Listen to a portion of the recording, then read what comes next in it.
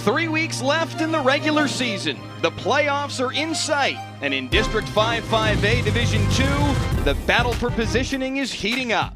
Tonight, one of the most important games in this district all season, as a pair of 3-1 teams square off. Everman visits Mansfield Summit, next on Friday Night Football. And with that, we welcome you inside the broadcast booth here at R.L. Anderson Stadium in Mansfield. Mike Leslie alongside former Lincoln High and Kansas State linebacker Heckma Harrison. Heckma, we have to jump off with this one with the district standings. These are two teams that are right near the top of District 5-5A Division 2. Two teams that have had very good seasons to this point. But as we look at the district, there they are, tied for second. An important result last night with Seguin defeating Ennis, dropping them both into a tie at 3-2. So Everman and Mansfield Summit now both have a path to a district championship. Everman's is cleaner and more direct. If they win out, they would be the #1 seed out of this district. Mansfield Summit would need a little bit of help, but this is a pivotal game within 5-5A D2. Well, it's a slugfest in 5-5A, and we're used to it each and every year with Midlothian Heritage and also Mansfield Summit. Every year, those top four teams, they're always fighting for position, and somehow a fifth team that's a really good team ends up getting left out of the pack.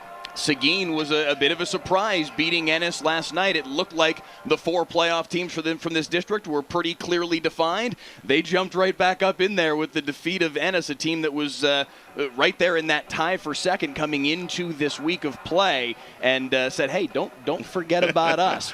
These two teams, this particular game between Everman and Summit, Heckma, is going to come down to a strength-on-strength battle between the run game of the Everman Bulldogs and the defensive front of Mansfield Summit.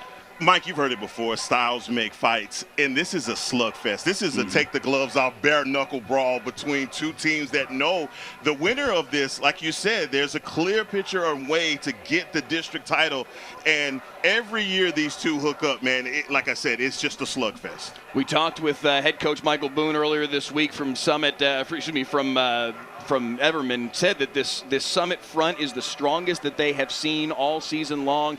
He said it is going to be a four-quarter war back and forth, and he said it's going to come down to, he said, we're going to see guys make plays early on in the football game, but we also need to see who's got the stamina in the fourth quarter. He said this game may shift as the game goes on. Who's got that stamina late? No, and the thing is about both of these teams, they both are so stout on the front end, offensively and defensively. This is one of those games that, man, you just pray that everyone gets out of it healthy because, man, this is going to be, like you said, a four-quarters game that is going to be hard-fought, but in the trenches is where this game is going to be won. Speaking of that Everman run game, let's get to our player to watch from the Bulldogs, and it is their running back, Caden Brooks. He has been fantastic this season. The numbers he has put up have been ridiculous. His 4-touchdown performance against Burleson included 3 in the first quarter alone. He is ridiculous, and one of those, one of those generational players, as I've seen. Guy is small in stature, but I'm telling you, he is A to Z, so very quick. You know, we want to call him a bell cow guy, but bell cow means you 20, 35 carries. No, he is 11 carries, 200 yards kind of guy. 100+ in every game this year, 200+ in each of the last 2 games. He has put up some crazy numbers. Meanwhile, for the Mansfield Summit Jaguars, a young man who we saw a year ago, we were here for Summit and Midlothian Heritage, and he was playing the quarterback position. Joseph Williams moving to wide receiver, also playing defensive back. They had holes there, and he plugged both of them. You know, I was so disappointed when I heard about him moving to wide receiver because the kid is so dynamic as a quarterback. But once I heard his coach's explanation on why they moved him to wide receiver, I see why. It's all hands on deck, and you get your big players in the positions to be playmakers. Number 2 is that Joe Williams is just a phenomenal player. To have him going both ways and making an impact on both sides of the ball at positions where they had question marks going into last offseason, that was a big part of it. They said, listen, he's our best athlete. Let's maximize what he can be for our football team and fill 2 needs that we have. They also had a young sophomore coming up that they could have, and a junior as well, 2 kids that play the quarterback position for them now that they felt like could do the job, and they've done it well, and he's really slotted in nicely in those 2 spots. The postseason is around the corner for these 2 teams. They're both likely headed to the postseason, but where will they slot in the playoff structure? This game will help define how the bracket looks in 5A Division II.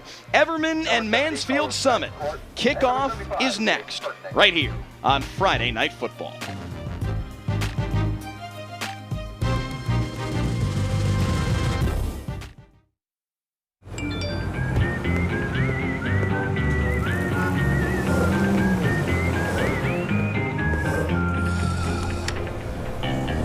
Thanks, Delkus.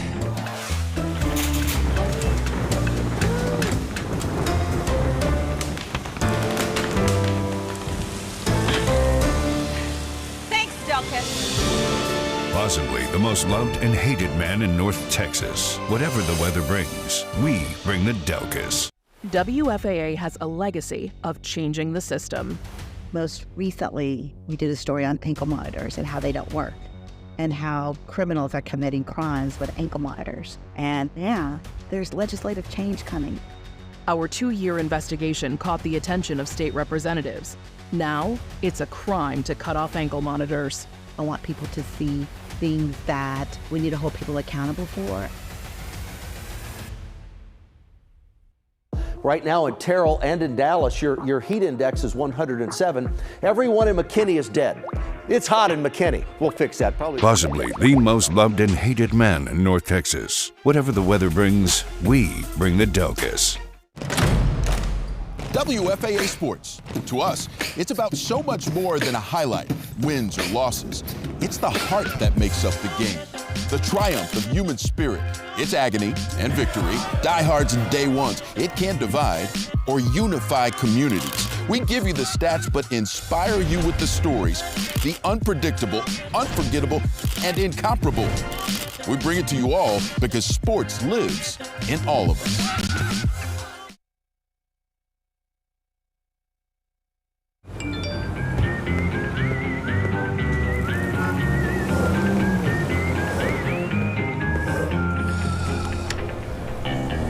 Thanks, Delkus.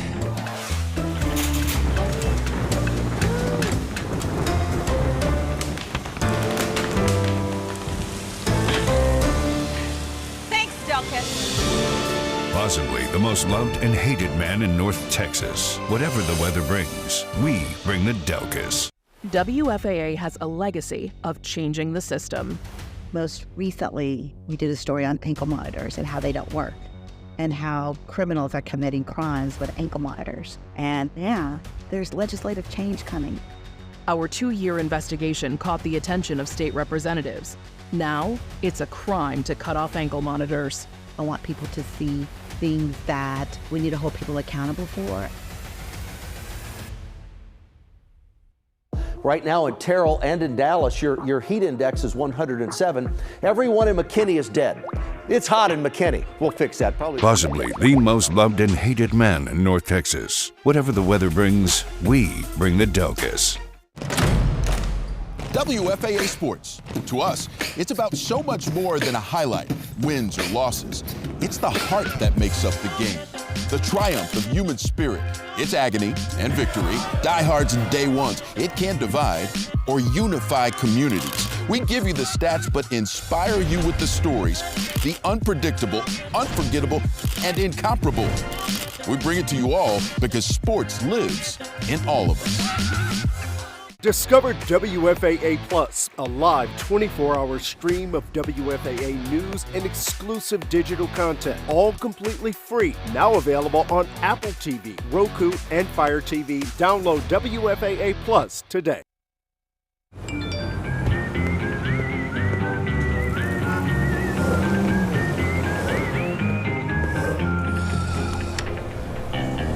Thanks, Delkus.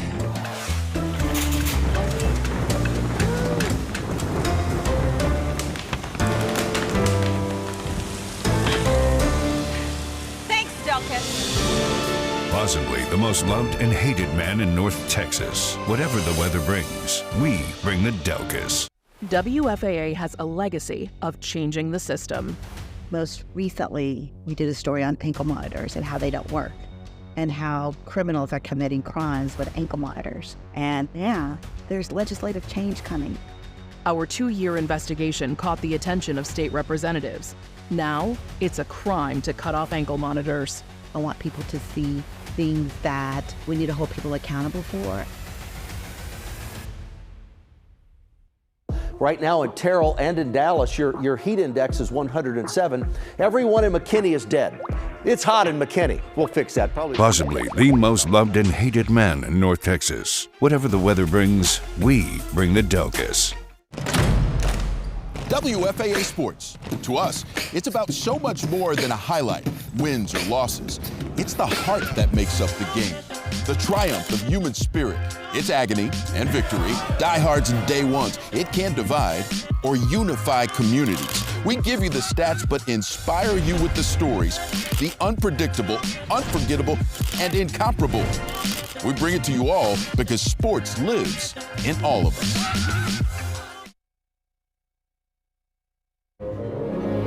North Texas, it's a hot one today. If you're planning on taking your pups out, make sure to protect their paws. That asphalt is going to be hot.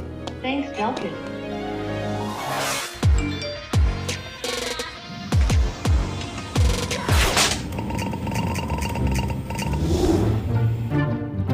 Thanks, Delkus. Possibly the most loved and hated man in North Texas. Whatever the weather brings, we bring the Delcus.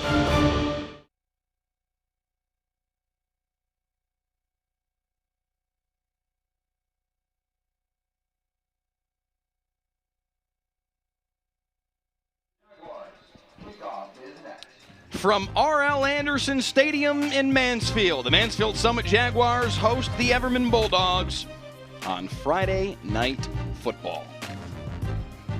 Mansfield Summit won the toss and deferred to the second half, so it will be Everman football first. Head coaches tonight, Shannon Hall for the Mansfield Summit Jaguars. In his 8th year as Jaguars head coach, took Summit to consecutive state semifinals in 20 and 21.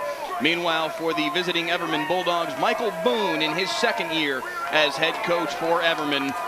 A 9-3 record last year took this team to the area round of the playoffs. Heckma, we get to see the battle we talked about off the top of the broadcast right out the gates. This Everman offense and their run game against this Mansfield Summit defense that is so talented. And like I said before, it's going to be one up front between both of these offensive and defensive lines. Not surprisingly, that both offensive lines for the Bulldogs and also for the Jaguars are really, really good. But on the defensive end, I will tell you to lock your eyes in on number 5, a guy that has probably one of the best names in football, Legend Journey. This kid is on his way to greatness. He has no choice with a name like that. You have to be talented if your name is Legend Journey. And he has lived up to that billing, committed to Cal after receiving 13 scholarship offers. And he has been a huge piece for this Summit football team the last couple of seasons. Now as a senior, he and Kylan Reed, the Baylor commit, have combined to formulate a very difficult and impenetrable Mansfield Summit offense. Or excuse me, defense. Abel Ula to kick it away. He'll send it up the near sideline. A short kick taken from the 25, bobbled. And Caden Brooks just has to fall on top of that at the 27-yard line. Heck, he was fortunate that it came right back to him. Boy, absolutely, because it hit right off of his breastplate, popped straight up in the air and down to him. Man, that's a fortunate bounce right there for KB to start the game. So out comes this Bulldog offense. Ty Bishop and Jay Ocheski, their co-offensive coordinators. They like to run the football, period, full stop. And Brooks is the focal point of all of that. Their quarterback, Jerryon Baspid, can run as well. And they'll start off in the pistol here. 2 wide receivers to the right of Baspid. And now he'll look to the sideline as they look to potentially change the play on 1st and 10 from the 27. And the handoff goes to Brooks. And he'll pick his way forward for a gain of 2. Yeah, the one thing that you have to do if you are Mansfield Summit is make sure that you gang tackle this guy don't allow him to get out into space. He's one of those runners that he wants to capture that edge. And any one-on-one, he's going to win it just with his speed and ability. 2nd down and 8.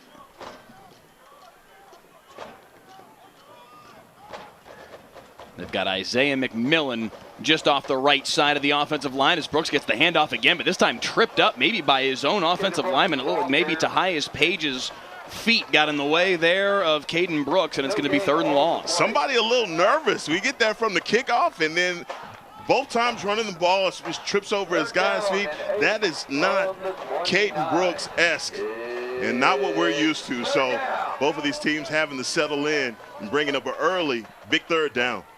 3rd down and 8 here. They've got to get to the 37 for a first down. Baspet steps up through the pressure, and he's got the first down and then some. Look at Jarian Baspet into Jaguar territory and out of bounds at the 40.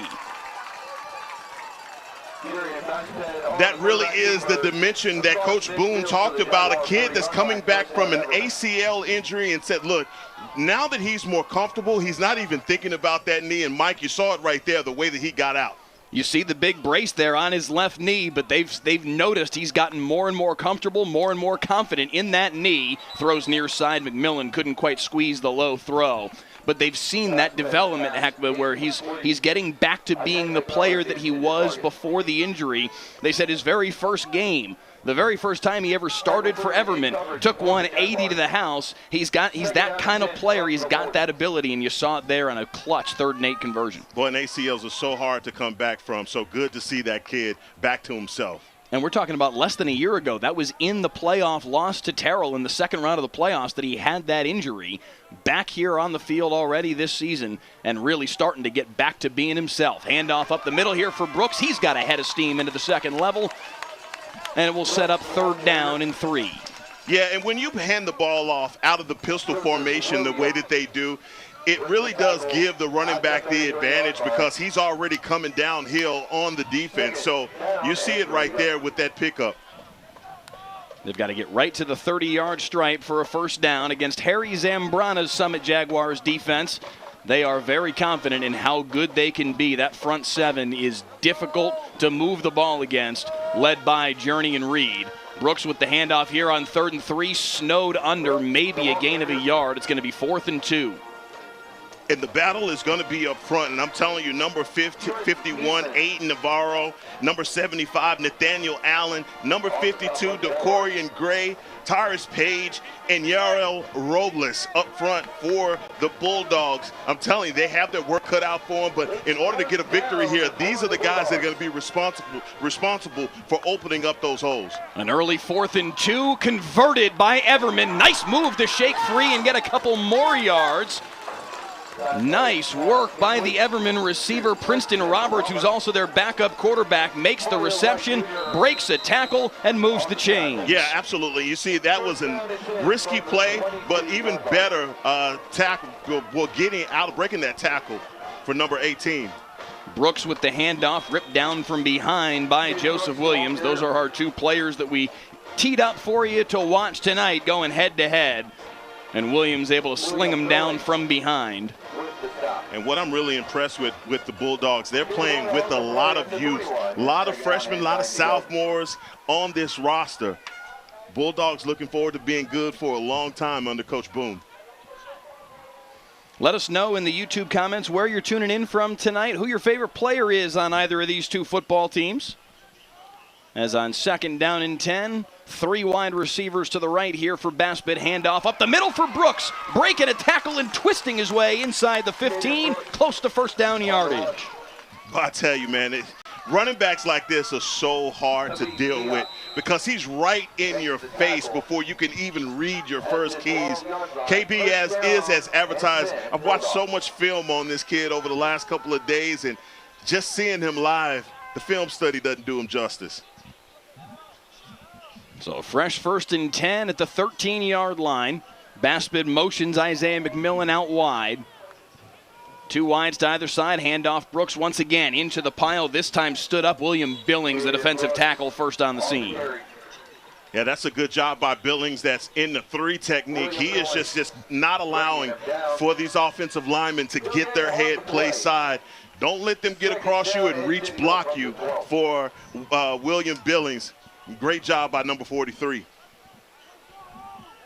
Gain of maybe half a yard, officially 2nd down and 10. McMillan again in motion, right to left this time across the formation. Baspett to the air, flushed forward in the pocket, pressured from behind, gets loose, fires back of the end zone, in and out of the hands of his intended target, and incomplete. Baspett, again, just getting out, like you were stating, to the back of the end zone, but misses the mark. Carl Carter, the intended target, couldn't quite hang on to it. It did catch him in the hands, but it would have been a terrific catch. There was a flag, though, in the secondary. It's going to go against the Summit defense, and they're going to move this football to the 2-yard line. 1st and goal for the Everman offense. Good job by number 25, Carl Carter, and just the scramble drill, working the back end line and giving his quarterback a target to throw at.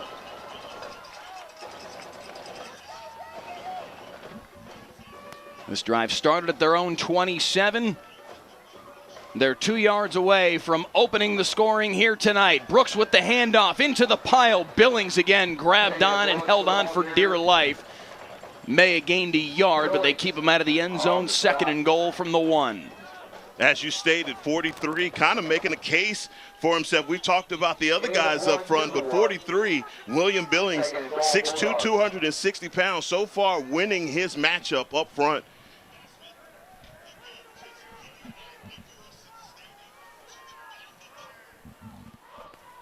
Second and goal from the 1. Baspett under center, going to try and push his way forward into the end zone. Signal is he's in. Touchdown. Everman strikes first. I guess you do it however you can. Is that a mini tush push right there on Baspett?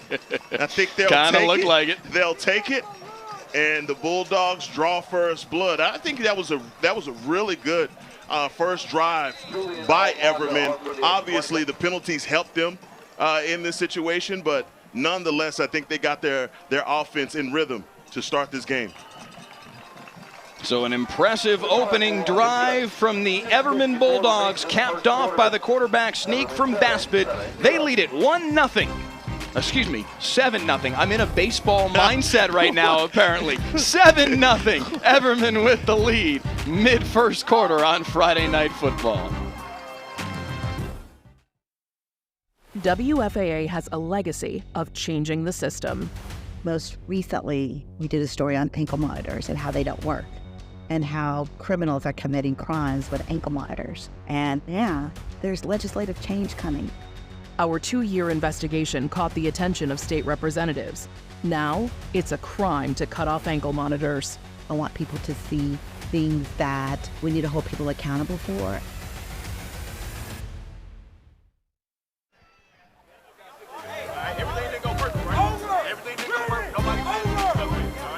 Hubbard and Sill are deep for the Jaguars. Back here in Mansfield, 7-0 the score in favor of Everman. Short kickoff here, smartly fair caught by Mansfield Summit. Heck, we have seen teams get fooled by that this season. Mansfield Summit did not. No, and I tell you what, John Williams better than me, because I was shocked by it. And you see John Williams, hey, it's a fair catch, good deal, being able to maintain that ball and not allow for the Bulldogs to get a quasi-onside kick. So after the Baspett 1-yard touchdown run to cap off a 73-yard touchdown drive from Everman, out comes this Summit Jaguars offense, and with good field position at their own 42-yard line.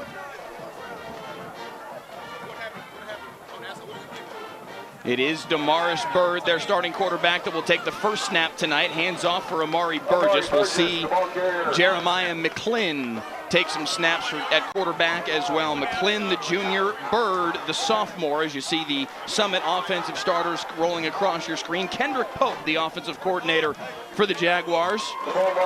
They want to run the football. They do have talent on the outside. We talked about Joseph Williams at the wide receiver position that Everman will have to contend with as well, but they're going to start trying to run the football with Burgess and 4 other running backs around him. Yeah, Amari Burgess doesn't take a back seat to anyone, man. He is just so talented. And boy, it's a great job on the outside by getting up on Joe Williams and not allowing him to get out. Boy, that's it. That's really solo one-on-one tackling. And that's Matthew McBride, number 12. They're doing a good job.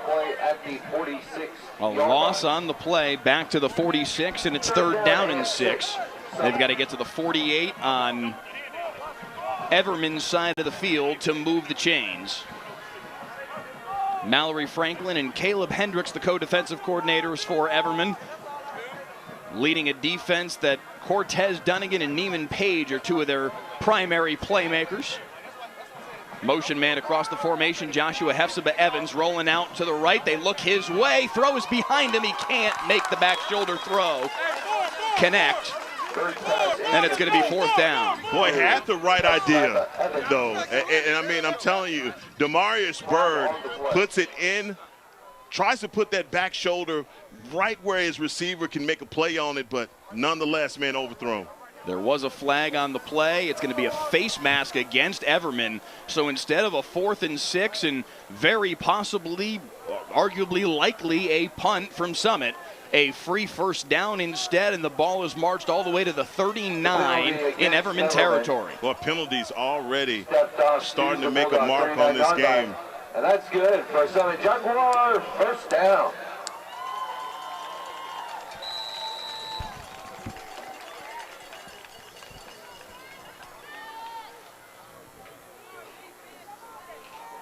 So 1st and 10 at the 39 in Everman territory. Bird in shotgun. It's Burgess to his right. Bird's going to keep it himself, and Everman was not fooled by that.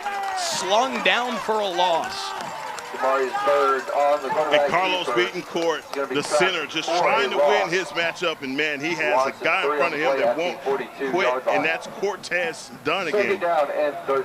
Just working his way upfield and not allowing Demarius Byrd to catch the corner on that RPO run.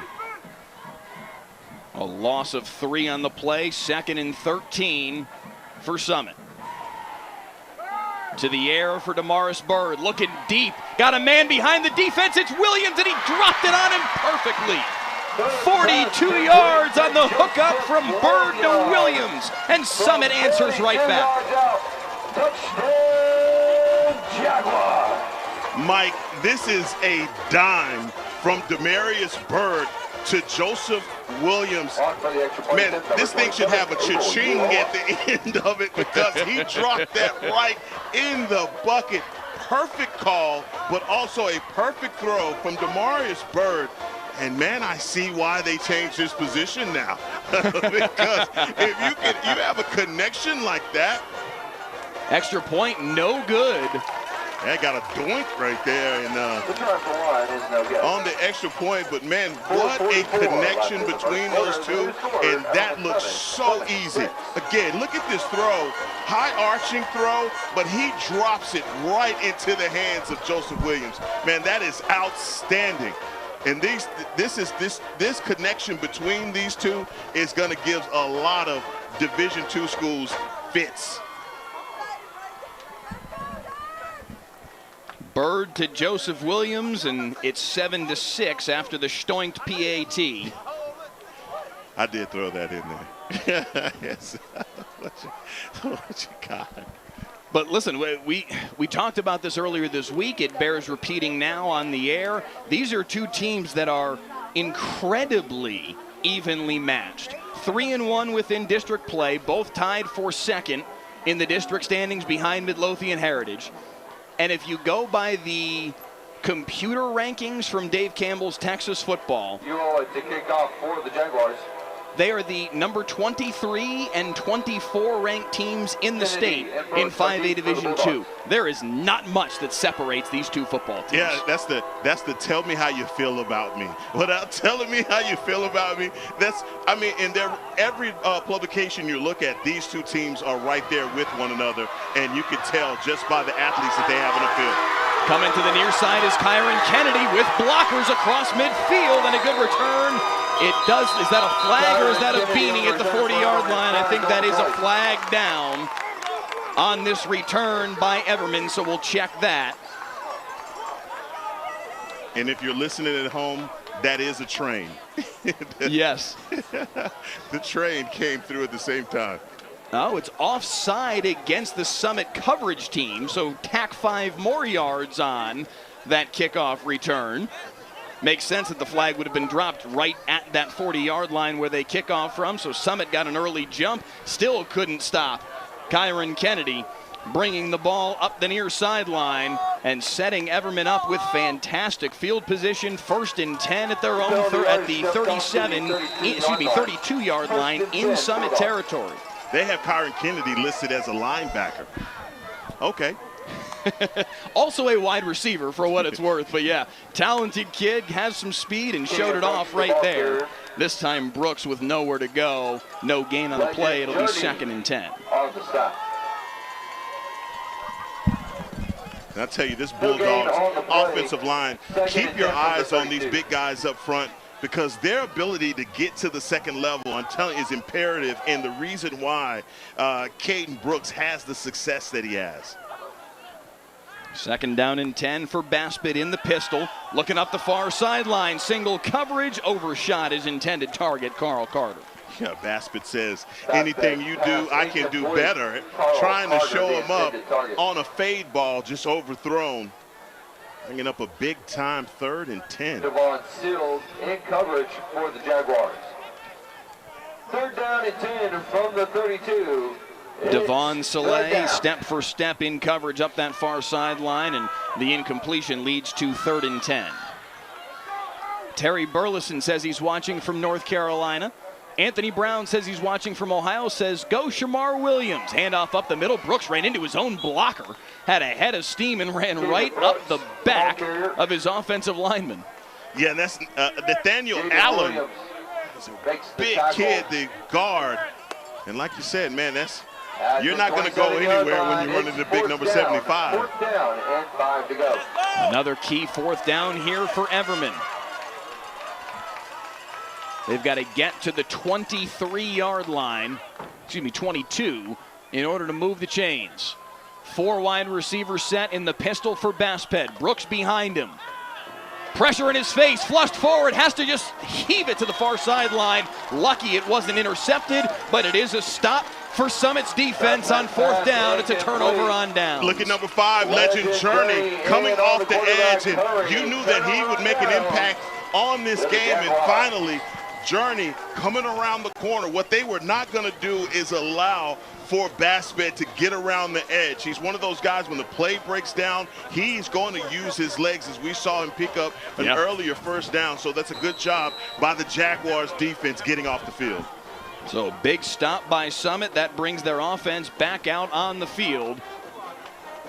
And Damaris Bird, who's already got a touchdown pass on the day, back out there to start this series.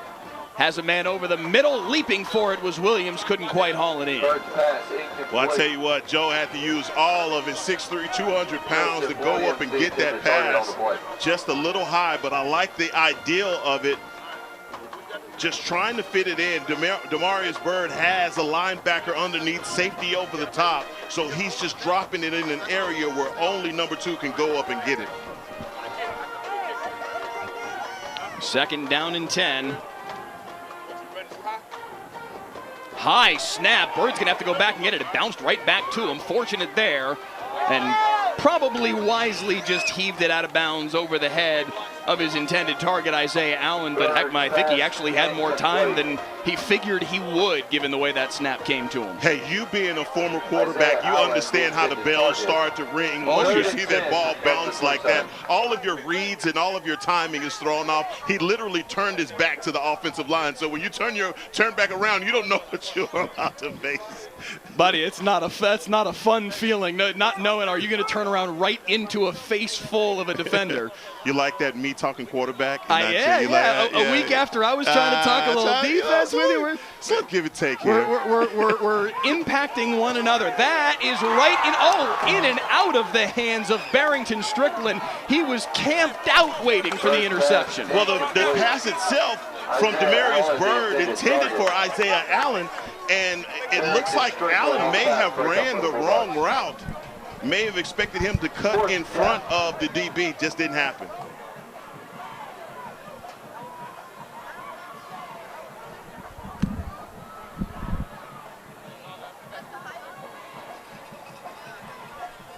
Jordan Hubbard in pump formation for the Jaguars.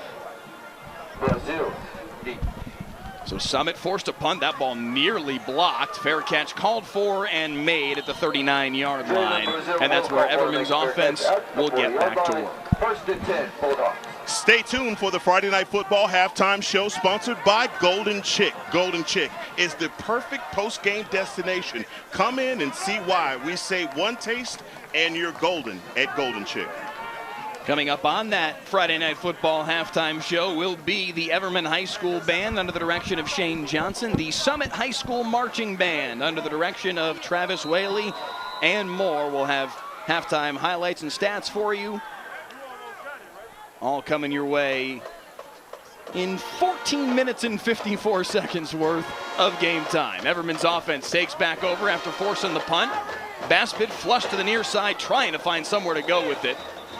Incomplete, as stepping on the sideline when that ball contacted him was Jaden Williams of that Mansfield Summit defense. Because otherwise that did ricochet back in bounds for theoretically an interception, but he was already out of bounds.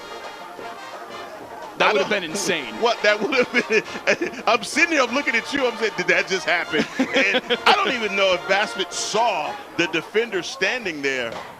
He was just trying to throw it away. Absolutely. And it worked, but he got away with it only just barely.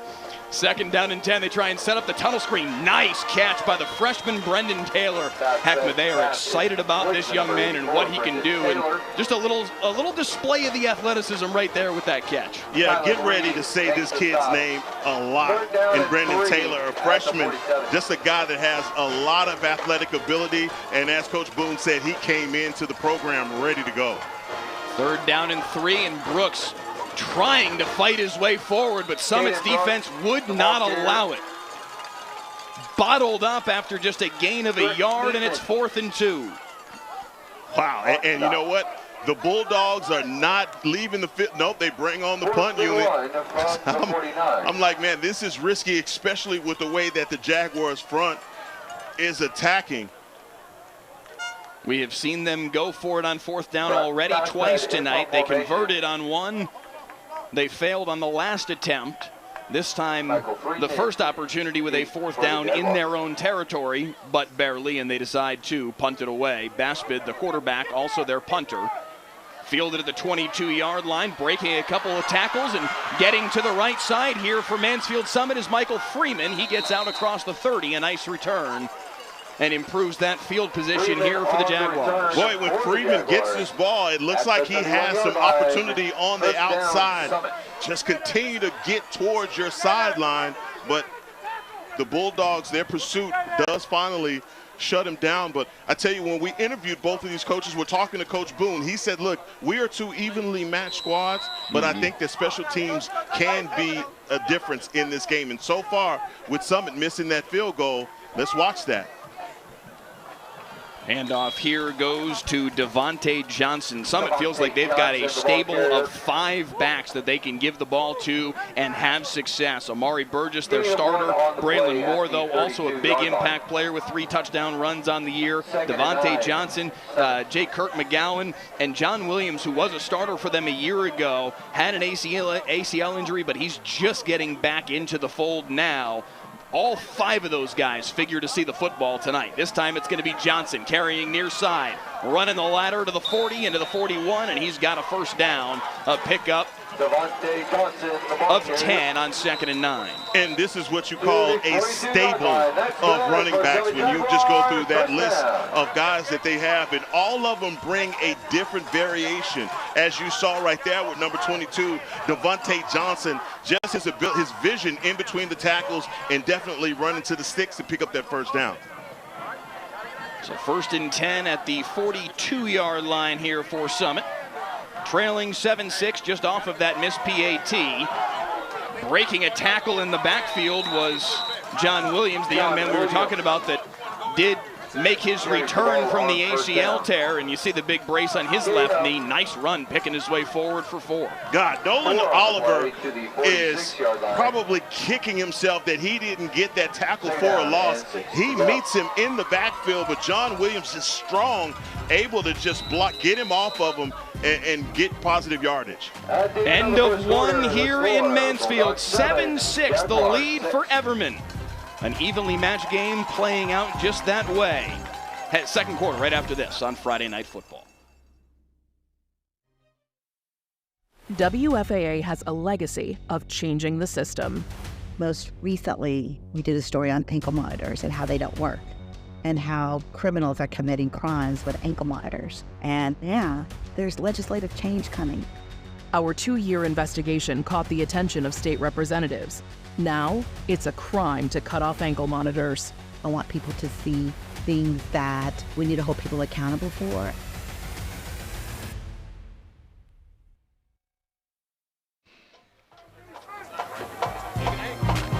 A Jerion Baspett touchdown run for Everman. A DeMarcus Bird to Joseph Williams touchdown pass for Summit. The only difference as we start the second quarter is the missed PAT by the Jaguars, bouncing off the upright. As we start quarter number 2, 7-6, Bulldogs with the lead. 2nd down and 6 here for Bird, and it is now McClin that steps out of the field and takes the snap here, slings it left side, complete to Isaiah Allen, just across the midfield stripe. It'll be 3rd and 1. And again, talking to these coaches, the one thing that Coach Shannon Hall talked about was, look, I have 2 quarterbacks. These guys pull for one another. I'm going to use them, as you saw right there. Comes right in and makes the pass. 3rd and maybe half a yard here.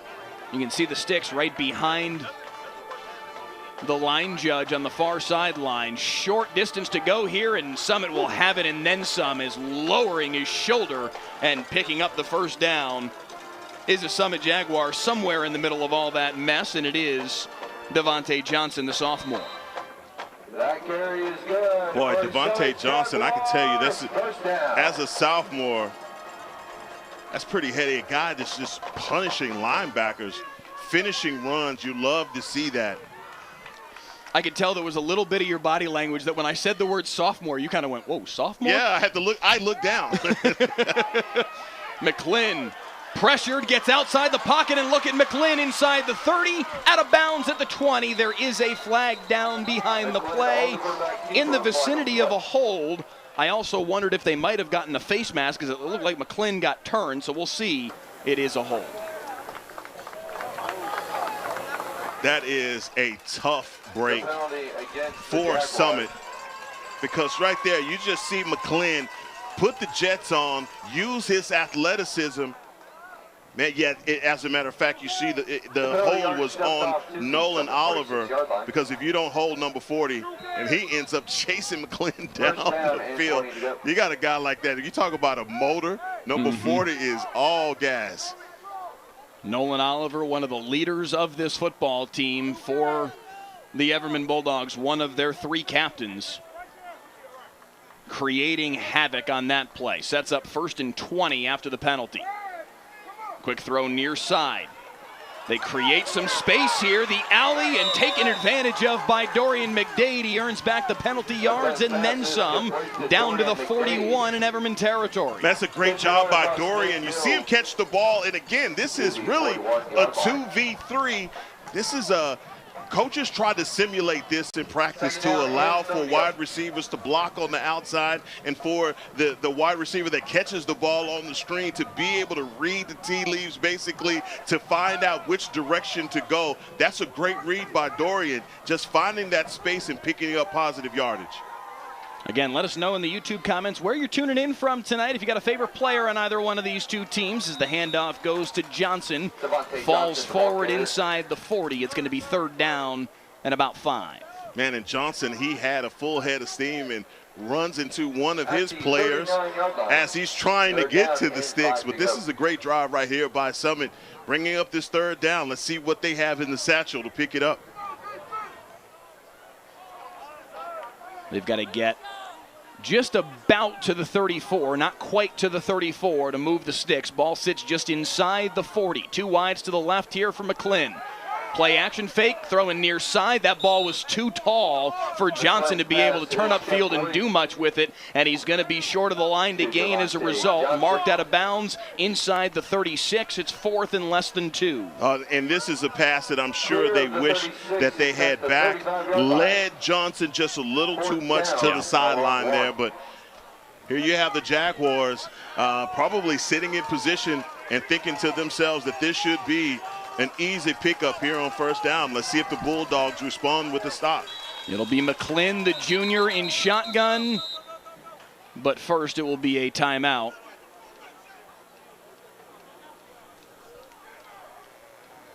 Called by the Summit Jaguars. Bill Theodore, our referee tonight, leading up a 7-man crew from the Fort Worth Football Officials Association. We've seen Bill Theodore's crew a couple times this year. He was there for the Anna Salina Marathon that we saw 4 overtimes up at Salina High School back in September. May we be so fortunate to get as good a football game tonight. What a game, though. What a game. Absolute classic of a game. Back and forth. And Salina, I can still hear the roar from that crowd once they won in overtime. That was amazing. Game of the year so far on our air. Anna and Salina going to 4 overtimes. Man, come on now, Mike. We've been a part of some good ones. I think we have to get to the end of the year. I don't think it's by a big margin. Out of the timeout, we can circle back to that. 4th down and 2. Summit's got to get to the 34. 2 men in motion. Both have to come set. They do. McClin in shotgun. Handoff for Burgess. He's got plenty of room. 1st down and then some. To the 30-yard line, and Summit moves the chain. Boy, didn't it seem like he had more room than that, and that shut down quickly. That's a good job by the Bulldogs because the Jaguars looked as though they had it blocked up perfectly, and you see it, he's down on the ground, he's holding his head like, oh my God, that was blocked perfectly, but that's a good job by number 8, Jalen Brazel, excuse me. Yeah, Jalen Brazil, their free safety. Rangy kid, they're impressed with what he can do from that free safety position, and he did come up and make a play that stopped that from being a much bigger gain. They go to Burgess again, and again it's Brazil chasing him down on the near sideline, but not before he picks up 10 more on a 1st down carry and moves the chains again. And Burgess just so patient, but look at big number 70, Carlos Betancourt, just getting the seal around the edge to allow him to pick up another 1st down. Right now I'm loving this drive right here by the Jaguars, just eating up time. They took possession back when it was still the 1st quarter. Yes. And here we are nearly 3.5 minutes into the 2nd quarter. After they scored quickly on their first drive, just 2 minutes and 10 seconds after Everman scored. This time it's going to be Burgess again on the carry. Picks his way forward into the red zone at the 17-yard line. A gain of 4. This kid, Jalen Brazil, he is coming up from that safety position. And even though it's not a tackle for a loss, just seeing your safety scud missile his way through that traffic to get a tackle, that's got to be positive for your defensive coordinator. You know that you have a guy out there that's looking for contact because the Jaguars running backs are definitely looking for contact.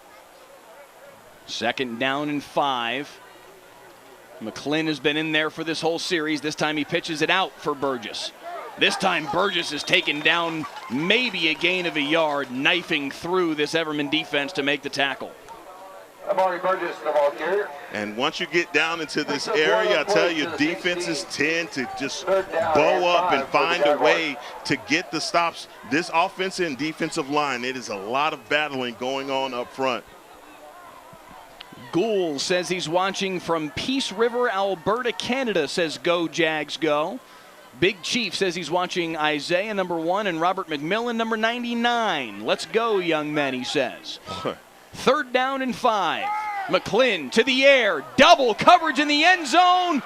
That ball was caught but out of bounds. Incomplete, intended for Isaiah Allen, and it's 4th down. And let me just give a shout out here to Big Chief. If you're watching number 99, Robert McMillan, that kid has been making play after play so far. I was just about to bring him up. Yeah. Another one of those sophomores is playing up front. And per my notes, mean. That is what Michael Boone said when we talked to them earlier this week. He said, listen, not dirty, but he plays mean, and he said, Robert's going to be special. Yeah, quotation marks around mean. Another 4th down here. Summit has to get to the 11. Whistles at the snap. Flag on the play. I think this is going to be a delay of game. It is indeed. Oh, wow. Wow. The back judge in the end zone, back behind the play, through the flag, saw that play clock expire. A critical 5-yard penalty there. And it's going to make it 4th and 10 now at the 21. How does that change things for Kendrick Pope, the offensive coordinator, knowing that this has been a drive they've had a lot of success on, and now you meet 4th down, not 4th and short, 4th and 10. Williams and McDade to the right. Allen and Hephzibah Evans to the left. McClin steps up in the pocket, fires, end zone, big bump. Flag does come in. The back judge is going to say uncatchable. I think we're going to get a discussion here between the side judge and the back judge. Side judge threw the flag. Back judge immediately signaled uncatchable over his head. We're going to see which one of these two officials overrules the other on this call right now. See a lot of head shaking, and they're still walking. Everman's trying to say uncatchable. Now they're going to bring Bill Theodore into the discussion. This is a very good crew that worked the 5A Division II state championship game a year ago when Sock played PNG. These guys know what they are doing. They are very, very good at their craft, and they're going to huddle up and make sure they get this call correct. They will say pass interference. Michael Boone can't believe it. But it's going to be a 1st down for Summit. And they're going to put the ball. Wow. Let's see where they spot it. Give you another look at the play here. 1st down. Summit. May have had a point there on uncatchable, but it was nonetheless. Jalen Brazil who crashed into him and led to the penalty. And it's 1st and goal from the 6. Handoff Burgess, picking his way forward, lowers his shoulder. Held up by McMillan, the sophomore that you were just talking about. Yeah, and you see McMillan just scraping down the line of scrimmage, getting the stop, and it's Brazil, number 8. Most of the time after a play, number 8 is getting up off of that pile. Man, this kid, I'll tell you, from the safety position, he's playing more like a linebacker. 2nd down and goal from the 4, a gain of 2 on the play for Burgess. The same motion we saw on that 4th down conversion a couple minutes ago. And they'll again hand to Burgess, running that way. Behind those 2 blocks, and he's in. Touchdown, Mansfield Summit, their first lead of the day. And look at Jaden Ferdinand and Carlos Betancourt, these 6'2", 315, 295-pound offensive linemen leading the way to get Amari Burgess into the end zone. That's a great drive by the Jaguars. As you said, they got the ball to begin the 2nd quarter. 6:26 left here in the half. I'd have to go back and double-check exactly what the timestamp was when they took that. That's a high snap, and Williams is going to have to take off and run for it. He won't get there. Twice now on special teams, a failing point for Summit, and it stays 12-7 as a result. I don't like that, Mike. I don't like that. But for Everman, look, with 6:26, all they have to do is just stay composed and try and pull down some points here to go in at the half. Take a look at some more of our YouTube comments. Cool Bean says KB from Everman. That's Caden Brooks, the young man we told you about off the top of the broadcast he's rooting on tonight. Real deal. Cicada checking in from Lakeland, Florida. Plot Twist in the YouTube comments says, "Go Astros," a comment that doesn't figure to be terribly popular in these parts right now. Plot Twist, I like it. A fitting name for what the comment ended up being. Plot Twist.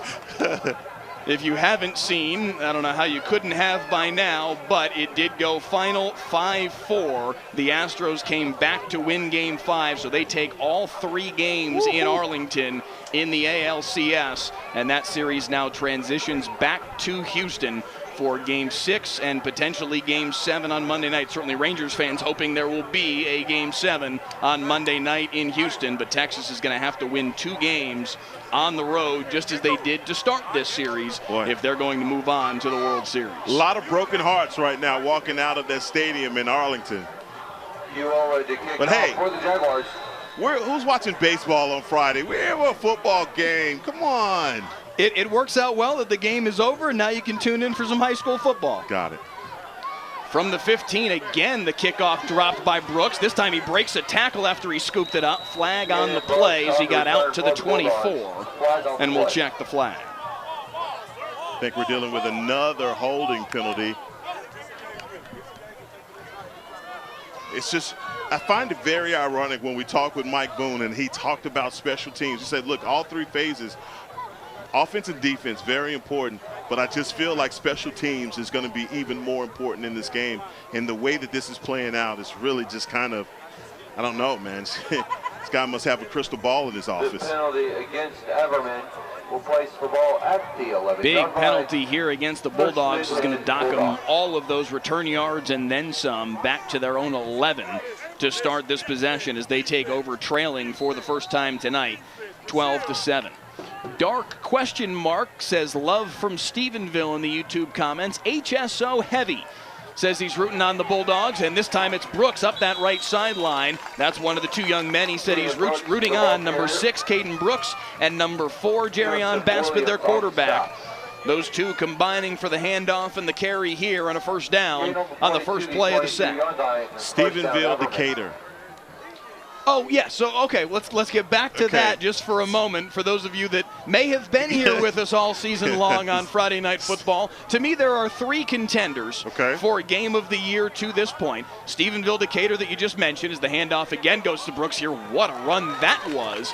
You won't see many better 6-yard runs than that from number 6. That's pretty. Look at his spin move, though, in traffic. Oh, that is so pretty. Oh, man. That is good work from Caden Brooks, the senior running back. So Anna Salina, Stephenville Decatur, and Highland Park Jesuit, our 3 best games of the year to this point. Over the middle, nice throw on the slant, nice catch by Isaiah McMillan, and he fights his way forward for a couple more yards. They still push the pile out to the 40-yard stripe, and another first down for the Bulldogs. And this is a kid that I came to see. Number 1, Isaiah McMillan. The way that his coach glowed about him, strong hands, a guy that does not drop many balls, but the fact that he is he's a possession receiver, that's who we go to, is number 1, and he showed it right there. They really like McMillan's ability to make strong catches in traffic as a possession wide receiver. You mentioned Kyron Kennedy, the young man who had the kickoff return that's listed as a linebacker. He played linebacker last year. They moved him to wide receiver this year. Brooks takes the handoff. This time goes nowhere. The defensive front from Summit up to the task on that one. But they said Kennedy plays the wide receiver position like a linebacker. They said when he catches the football, there will be yak. There will be yards after the catch because that young man is physical. And you don't hear many head coaches brag on guys and put those types of compliments behind him. He's like, yeah, he catches the ball, there's going to be yards after the catch. And you saw it right there, just very strong. I've been watching him blocking, and, man, he works as a tight end and an H-back, but he is a devastating blocker as well. 2nd and 11 after the loss of a yard. They throw it near side, but nowhere to go for Kyron Kennedy. A gain of 2 on the play as they tried to set up the screen, but he was swarmed by black jerseys. No, he was, and that's also number 4, Aria White, that got a hand on the ball as well. So good job of just keeping your concentration on the ball and bringing in the catch. Dark question mark, who mentioned love from Stephenville earlier, shouting out the fact that they beat China Spring yesterday in one of the biggest games across the state this week. Cashflow TJ says E-block. Said it a couple times. Excited for Everman tonight as Baspet gets outside the pocket, gets across the 45-yard line and makes something out of 3rd down and 9, but not quite to the line to gain. It's going to be 4th. And call it 4. And look at number 4, White on the chase, doing everything that he can to track down number 4, diving at the last minute. Baspet, man, with the Jets, and they're bringing in the punt unit. Another punt forced by this Summit defense. Harry Zambrana's unit has been up to the task tonight. Punt is away from Baspet. Short punt, though, up the right sideline. Went out of bounds, but where? We'll see where the line judge spots this football. The 33 is the answer. Oh, number 2, Joseph Williams. He's coming off of the edge. Could have had a block. And your special teams coach is going to let you know about it when you go to film study, because if you lay out for that, that is a block. I will say this. In defense of Joseph Williams, the kid knows what he's doing in those circumstances. He has 6 block kicks this year. Well, he just missed one. Okay, he just missed number 7. But think about that stat for a second. It's crazy. This is their 8th game of the year. Just missed and it. He's got 6 block kicks. I can see why. I mean, he has that long gait that he runs with. But, boy, he was right there. I was shocked that he didn't lay out for it. Burgess with a gain of 5 on the first play of the series here for this Summit offense. What a cool stat. Gain on the play to the 38-yard line. It's a gain of 5, making it 2nd down and 5. Stay tuned for the Friday Night Football halftime show sponsored by Golden Chick. Golden Chick is the perfect post-game destination. Come in and see why we say it's one taste and you're golden at Golden Chick. 2nd down and 5 after the Burgess carry. To the air goes Bird up the far sideline. Looking for Isaiah Allen, but to no avail. It's 3rd and 5. And Allen, when that ball was thrown, it did not look like he had a step, but as the ball was coming down, man, looked like he had an opportunity to make a play on the ball. That's what they call going for all the marbles right now with 2 minutes left in his half.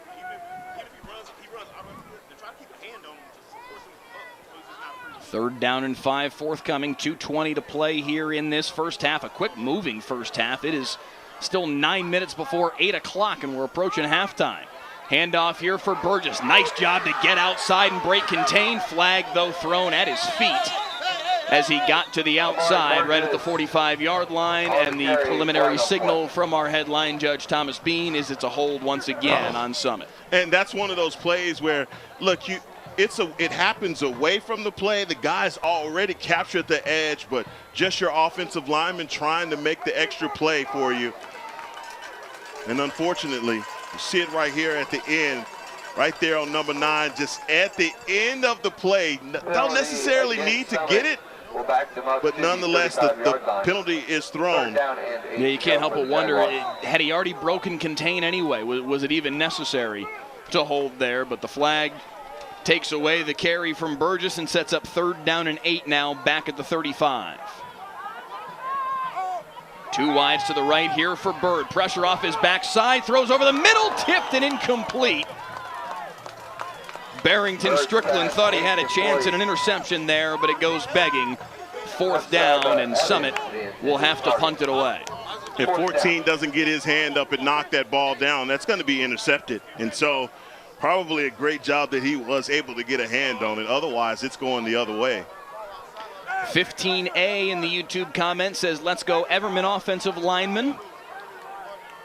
A username that I'm not sure how to read says, good luck for us. Dante Moreland says, E-block, baby, let's work. As the punt is away. And they're going to let that roll. Dead at the 22. Terry Burleson says, I was watching last week when a player was injured and stretchered off the field. Can you please give me an update on his condition? Yes, it was a player from Burleson Centennial, their quarterback, that left the field on a stretcher. We did get good news on him earlier this week from their head coach on, I believe it was Saturday, when I got a chance to get in touch with their head coach and confirm he is doing well. And they were pretty sure when we were leaving the field that night that it would just be a stinger, but at that point it was just hopeful. They did get word later that night, in fact. We didn't find out about it until on Saturday, but Iverson Moore, the Burleson Centennial quarterback, who was taken off the field on a stretcher last week here on Friday Night Football, doing just fine. He's going to be completely okay. It sounds like it was indeed just a stinger, but as you talked about last week, Heckma, those can be scary, especially if you've never had one before. Yeah, it's like those names that doesn't alarm you. Stinger isn't one of them, and I tell you, it's a painful thing to have happen, paralyzing to one side of your body. You know, your arm, shoulder, everything goes numb. So glad to see and hear that he is better. Under 90 seconds left as they throw right side to McMillan. Gain of a couple yards. It's going to be 3rd down and 4 here. At the 29-yard line. Everman does have all 3 timeouts remaining here in this first half. Baspid pressured on 3rd and 4, just has to throw off his back foot, but throws it downfield, nearly made an incredible connection with Kyron Kennedy, but it falls incomplete. Man, how improbable would that have been if Kyron Kennedy is able to make that catch on a complete busted play? Darian Baspid off of his back leg is just running for survival. And right now, I think the Jaguars defensively, they figured something out about the Bulldogs, and they are getting stops. Look, right now, if that's the adjustment that's been made on the Jaguar side, then the Bulldogs are going to have to respond in kind. So Summit's defense has bowed up the opening drive touchdown from Everman, but since then, another chance there for a block kick, another short punt up the middle of the field. Takes a Summit bounce to the 45 and downed right there by Terrence Sanders, but good field position here for Summit. The scoreboard here in-house that feeds our scoreboard reads that Summit still has 3 timeouts left. I do recall them taking one at the very least, so they should only have 2 remaining. The officials on the field, of course, have the official tally of timeouts remaining, and I'm sure for them it is 2, but so 2 timeouts to work with, 45-yard line. We'll see what they can do here. Hand off to Burgess, right up the middle into the second level, and Amari Burgess may be gone inside the 15. Chased down from behind, taken down at the 1. Inside the 1, 1st and goal for Mansfield Summit. What a run from the senior. Boy, Amari Burgess, when he gets to daylight, look at him cut on the jets. No one is going to catch him except for Brazil, and Brazil is hanging on for dear life. Other than that, Burgess is like, I have to score. Coach is taking me out. Let me get it. Oh, I feel you. I absolutely feel you, Amari. This is the thing. I did all the work, Coach. Come on, let me get the touchdown. J. Kirk McGowan comes on in his place. He'll get, no, it's going to be kept by Bird for the touchdown. Summit scores in a blink and adds to the lead. Damaris Bird, again, just, you're not going to call it a tush-push, but he takes it from the shotgun and just runs right behind his guard and tackle. for the score so far for the Jaguars. Offense working. Can they get their field goal, PAT, to start to work? Right now the lead is 11, 18-7 for Summit. They are so far 0 for 2 on PATs. One that missed off the upright, one that had a high snap where they couldn't even get the attempt off. This time the snap is good. The hold from Joseph Williams is down, and the PAT is through off the foot of Abel Ula. And it's 19-7 in favor of the Summit Jaguars. Bird capped off the drive with the touchdown run, but Burgess did the lion's share of the work. Heckma Harrison, a terrific carry on the very first play of the possession, and Summit didn't need those 2 timeouts, scored in a blink. No, they really did, and we talked about them defensively getting those stops. On those stops that they've gotten, they've also returned and gotten points also. Man, I love the way that they've responded here. Now the Bulldogs have to do something, finding themselves down by 12 points. And it will be Summit football to start the second half, too. So Everman is going to need their defense to bow up here and help them get back into this football game. A stop to start the third quarter feels almost like a must. A half step shy of a must. Yeah, it is definitely necessary. All the momentum now on the other side with the Jaguars. And talk about these two teams being so evenly matched right now. And Mansfield Summit looking like the more superior team, and up front, offensive line and defensive line taking it to the Bulldogs. Mark B in the YouTube comments says, let's go Aiden Navarro for the Bulldogs. Kickoff fielded at the 10 here by Brooks. Breaking up the right sideline, Caden Brooks with some space, hopping his way over defender, Caden Brooks. Flag down behind the play. 7 seconds left in the half. Some fireworks from Caden Brooks, but it looks like at least some of it is coming back. Oh my God, this kid is so good. Look at how fast he gets down that sideline. Once he makes up his mind where he's going, and he is just zooming past blockers and defenders. Oh, and the hop. Caden Brooks showing off just how special he is, but a flag is going to steal some of that yardage back. That's the thing that just drives you nuts. As a return guy, you do all that good work and penalty against Everman. Turn back and there's laundry on the carpet. It'll bring the football back to the 36-yard line, as you saw the signal there from Bill Theodore. 1st and 10 from there. Everman again still with those 3 timeouts, but only 7 seconds to work with. Under center is Baspid. Up the middle, the handoff here on the dive, looking to see if they could maybe catch the defense napping, to no avail. And to halftime we go. Summit with a late strike courtesy of Burgess and Bird. And they lead it 19-7 at halftime in a pivotal game in 5-5A Division II. A 12-point lead for the Jaguars on Friday Night Football. Night Football, second half is about 3 minutes away. A 19-7 halftime lead for the Summit Jaguars in a matchup of two teams that are very, very evenly matched so far in the battle that we expected to see tonight between that Summit defense and the run game of Everman. Summit has had the upper hand. Yeah, they made an adjustment in the second quarter, and you saw it start to pay dividends for them. They got some quality stops against the Bulldogs, and they turned those stops into points, and those 2 scores in the second quarter, I think, made the difference. And I pointed out to you, I was like, look, I think that the Bulldogs are going to have to do something to try and at least match, out-scheme, or find a way to get their running game going, because after the first quarter, they put the brakes on it.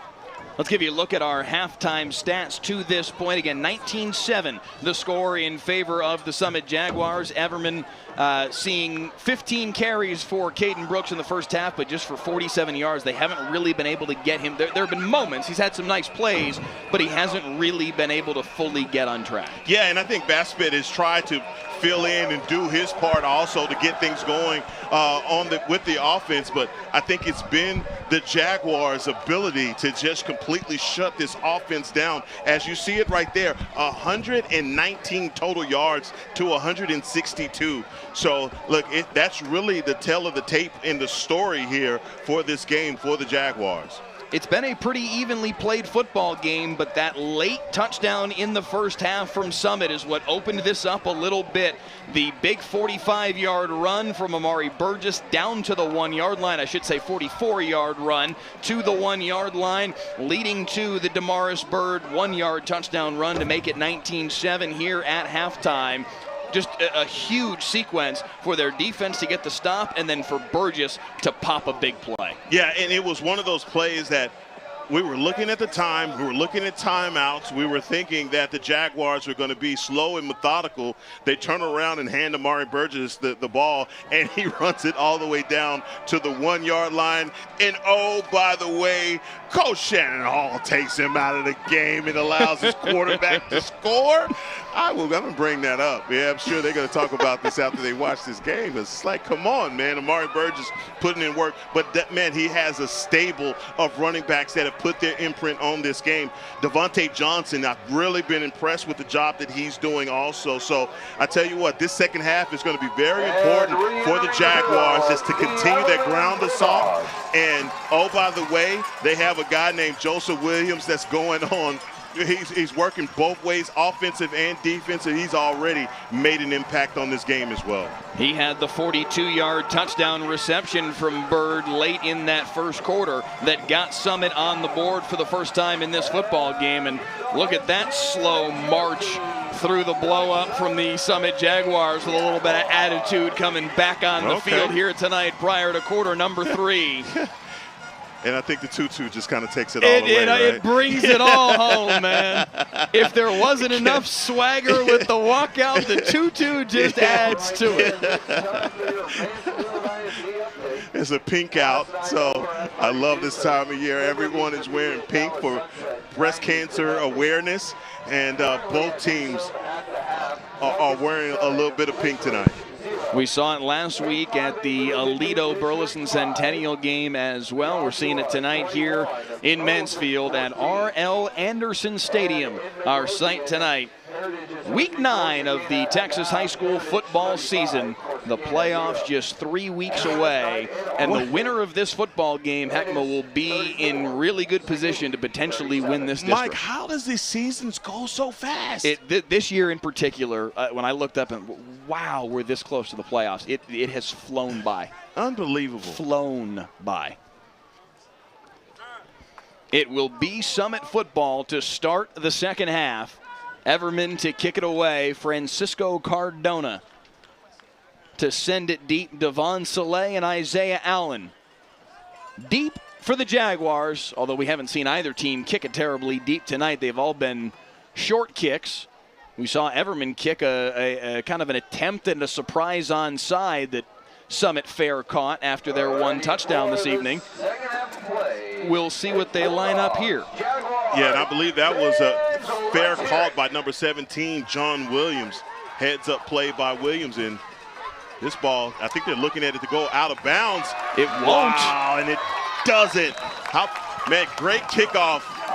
Good job by the kickoff team for the Bulldogs, and you couldn't have scripted it any better for Coach Mike Boone. He puts his defense out on the field, and man, he has the Jaguars backed up in their own territory. Francisco Cardona, the senior kicker, put that on a dime exactly where he was looking to go, behind the up back but in front of the deep men, found that little pocket and got it to check up like Heckma's 9-iron and just stay put right there and stay in the field of play. I've been trying to get credit on my 9-iron all season. How about that? Handoff here for Burgess. Breaks a tackle and gets to the outside. Burgess trying to turn the corner. Picks up 7 on the first play from scrimmage here in the second half. And just tough running by this running back. His ability to break those arm tackles but he's not going to get away from number 8, Jalen Brazil, 5'10", 160 pounds. This kid has had an impact on this entire game. I think they must have run the clock after the kickoff return because somehow we're already under 11 minutes here in this third quarter after just one play from scrimmage. They must have erroneously kept the clock running after the kickoff return. Here on 2nd down and 3, Burgess is bottled up in the backfield. He's going to lose, it looks like, as much as 3 yards here. I think it's a little too early for a running clock, so this is a good game. So I'm going to let this go, but we could have seen a running clock the last 2 weeks. Absolutely, we could have. Not tonight. Not tonight, for sure. But I'm looking for this Bulldogs defense to begin this third quarter. This is it for them. 3rd down, get a stop, and get your offense back on the field, because I tell you what, those guys on the other side for the Bulldogs, they spend a lot of time on the sideline watching this Jaguars offense. 3rd and 5. They've got to get to the 24. To the air they go on the wheel route. Incomplete. He hit him nicely, but the ball wasn't hauled in by Braylon Moore up the far sideline. A difficult pass to catch, but that's one of those balls that Damaris Bird puts it over the outreaching hand of a defender, falls right into the hands of Braylon Moore. Braylon Moore probably watching the defender more than he was the ball, and surprised that the ball actually made it into him. Really, really nice ball from Damaris Bird. To your point, yes, tough catch would have been there for Braylon Moore, but he certainly wanted to make that one. Summit has to punt it away. A line drive kick that Brazil's going to take on a hop from his own 39, and he's snowed under immediately. Good coverage from the Summit Jaguars, and it's Michael Freeman first on the scene to take him down. Yeah, one of those. I always cringe when I see a line drive punt to a playmaker like Brazil, because what a guy like that can do is he can set up his blocks and make you punish you by getting into positive territory. That's great. That's a great job by the Summit Jaguars covering that punt.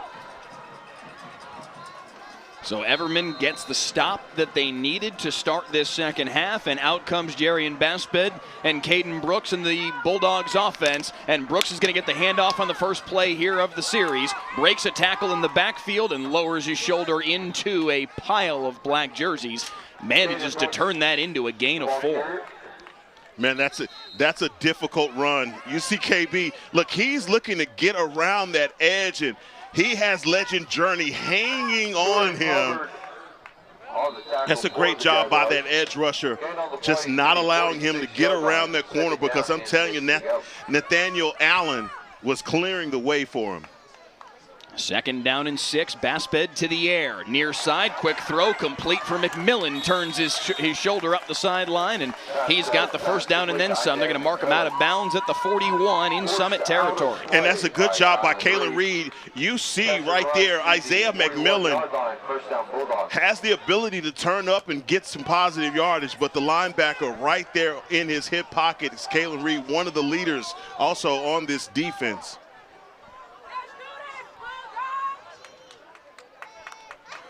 First and 10, handoff Brooks in the backfield immediately is Legend Journey. I love it. I love this kid, man. He's just, I mean, that's how you do it. I mean, you got to have your swagger up, but if you're playing the defensive end position, man, let your presence be felt. And after you make that tackle, yeah, you get up and you flex a little bit. Let them know, I'm here. Best name in the game. Legend Journey, the 3-star recruit, on his way to Cal, had 13 scholarship offers, and he has been a key piece of this Summit defensive line for the last few seasons now. Big play there to sling him down for a loss. Now the handoff goes to Brooks. The last one went to Gray, in fact. Brooks able to earn back 2 of those yards, but it's going to be 3rd down and 11 in a hurry here for Everman. Oh, this is number 9, Jaden Williams, the linebacker. He's fighting through these blockers, because I'm telling you, this offensive line for the Bulldogs, they do a good job of getting up to the second level. As a will linebacker, you have to work your way through that traffic and find the ball. He does a good job right there of doing exactly that. So what does Everman do on a 3rd and 11? 3 wide receivers to the left. The pistol set here for Baspet. Play action fake, pressure in his face immediately. Trying to run away from Legend Journey and just fires it out of bounds. It does get to the line of scrimmage, but barely, according to the head linesman on the far sideline. No flag, no intentional grounding, but it is a 4th down stop for Summit and a punt. Yeah, Baspet is running for his life because he has Journey and White chasing him down 5 and 4. He's waiting on a play to develop behind the defense. And, man, this pass rush right now for the Jaguars, man, they are working OT. High end-over-end punt that's going to be short. We'll see what kind of bounce it takes. It does take an Everman bounce. The Bulldogs thankful for that because that did not go very far off the foot of Baspet, but it does work out for the Bulldogs to pin Summit back a little bit. Well, Baspet is probably saying just how we drew it up. Just how we planned it, coach. Goodness gracious, because that thing, it really did lollipop straight up in the air. And just fortunately, the nose of that ball hits in the roll, goes into the Jaguars' territory. So another possession for the Jaguars. Let's see if this Bulldogs defense can continue to stand up, get another stop. But offensively, they've got to get something going. Baspet saying, Coach, that's a punt inside the 20-yard line, right? That's what I'm supposed to do, man. Exactly. 1st and 10 at the 13. What more can you ask for? Handoff Burgess on the first play of the series. They like that play, the stretch play to the right side when they motion to. We saw him do it on a 4th down to convert. We've seen him do it on Burgess's 1 touchdown run tonight. They like that play design. No, it's and all it is just a counter. You're bringing your center and around as the lead blocker, trying to get him out on the outside and then give Burgess just an opportunity to make a decision on whether he wants to go inside or go outside. So great read and instincts there by number 7. But I think here in a minute, I'd like to see the Jaguars go back up top to Joe Williams. He's been isolated this entire game. 2nd down and 7. Whistles at the snap, and that's going to go against Summit. A procedural penalty. Let's see, we've had a delay of game, a procedure penalty on the Jaguars, so not doing them any favors on this drive, bringing up 2nd and long. Take a look at our YouTube comments. Please let us know in the comments where you're tuning in from, who you're watching tonight, if you got a favorite player on one of these two teams. A comment from Spring Bloom 11 says, go Shamar, number 24. That's Shamar Williams from Everman. Your uncle and aunt are proud of you. Terry Williams says, go Fat Daddy. That's a reference to Caden Brooks. Caden Brooks is Fat Daddy. According to them. Okay. I don't know that to be the case, but according to the commenter, nice tackle chasing down McClin, but not before McClin gets close to 1st down yardage here. It's going to be 3rd down and a yard after he picks up a dozen. Positive yards there for number 19 as the play breaks down. He doesn't waste any time, though, getting out. Really not waiting on that develop. I think McClin had his mind made up the entire time that he was going to run. So says Everman is the superior team, about to win this game. Watch the comeback, he says. Groove Dragon says, make it funky with the emphasis on fun, talking about all the pink we're seeing tonight. Said, look for the pink socks. 3rd down and 3 after they change the spot a little bit. Burgess is going to have that and then some. Amari Burgess to the outside. Burgess with a blocker out in front. It's Williams. He's across midfield, down to the 44-yard line. Amari Burgess gets loose again. And that's the same play that you just referenced, Mike. They run it back to back, getting back out to the outside. But look at number 2. If you're at home, you're watching this, and you're a wide receiver, that's how you block. That's how you get it done. Not just when you're getting the ball, but when the other guys are in there, you want to block just like that because that's championship level play right there for number 2. 1st and 10 at the 44. Handoff up the middle here for McGowan.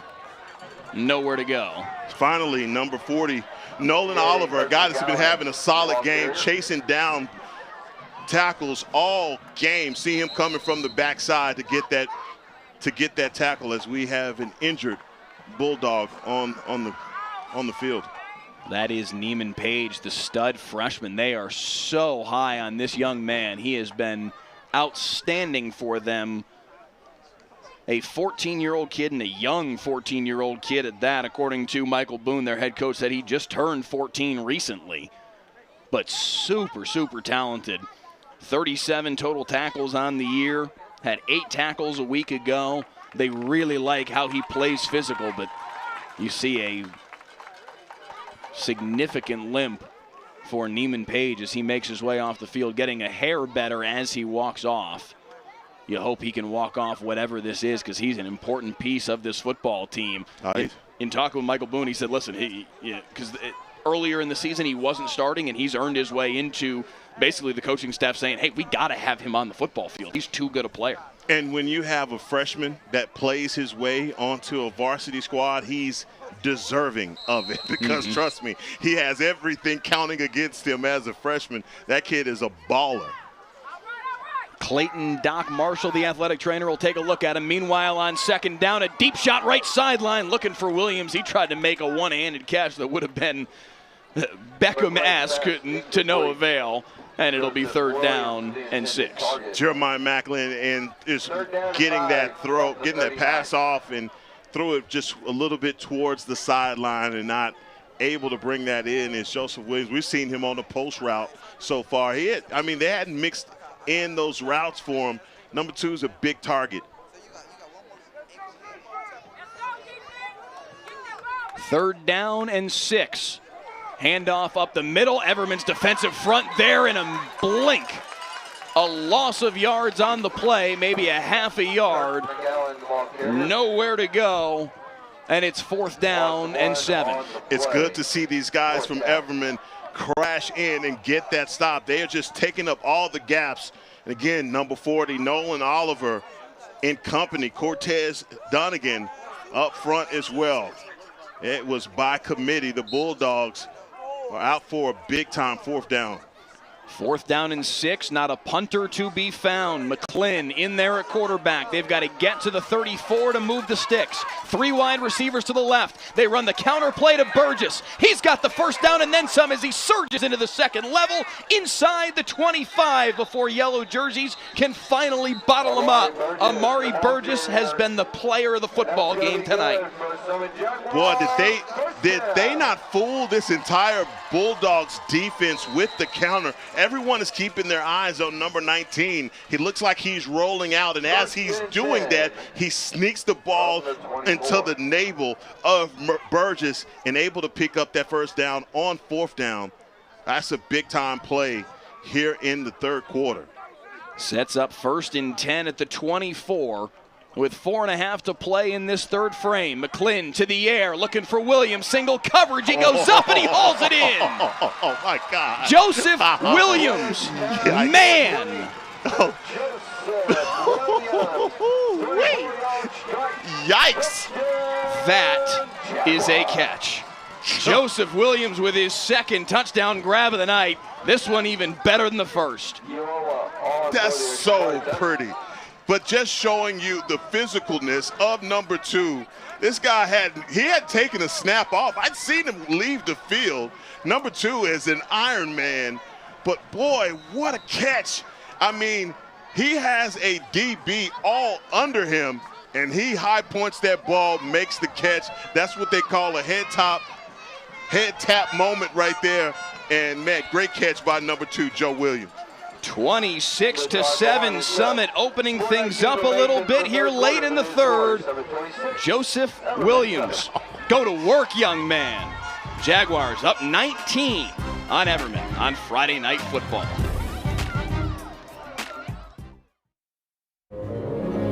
North Texas, it's a hot one today. If you're planning on taking the pumps out, make sure to protect your paws. That asphalt is going to be hot. Thanks, Delkin.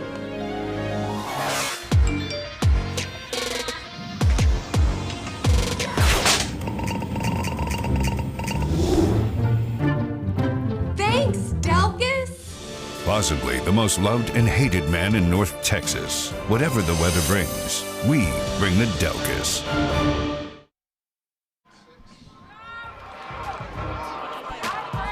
26-7, the Summit Jaguars with the lead. Late third quarter here on Friday Night Football, and Joseph Williams. We told you about this young man off the top of the broadcast, the kind of impact he can have on the game. And Heckma, he has had that impact tonight. No, he really has, and I think he's playing so big offensively and defensively. He's made some plays, but he's such a deep ball threat. For anyone that's watching Mansfield Summit tape, you're going to see a team like this in the playoffs. Man, number 2 is a guy that you better account for. So Summit to kick it away once again. From his own 13-yard line, Caden Brooks with an opportunity here. Breaks a couple of tackles out across the 30 to the 36.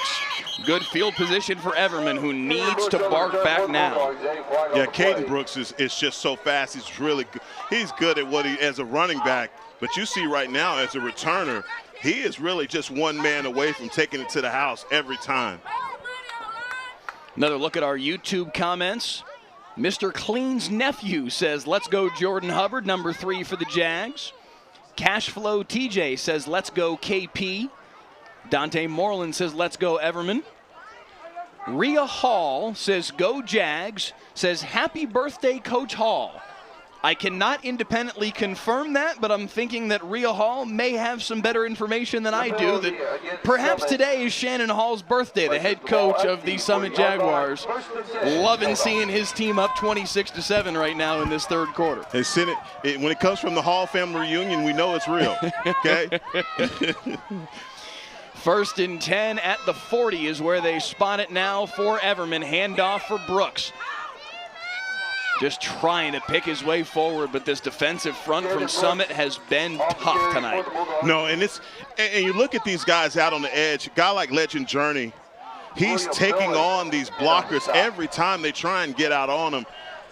I mean, it's a size difference because these offensive linemen are so big, but man, number 5 is just lowering the boom on these guys and stopping them from being able to get to the outside. As there is a Bulldog down on the ground.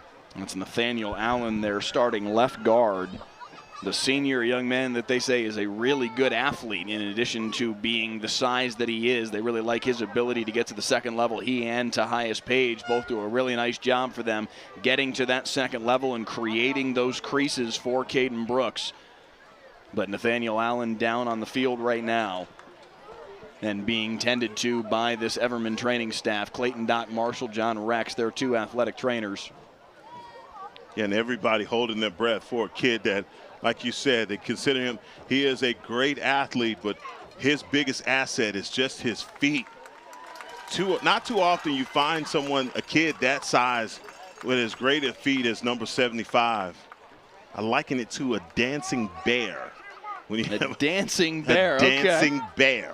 And that's what you got from number 75 at the guard position. His ability to pull around and seal on those counters.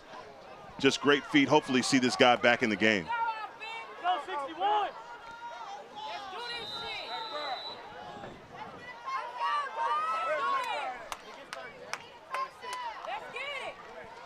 Second down and 7. Baspett looking up the upfield.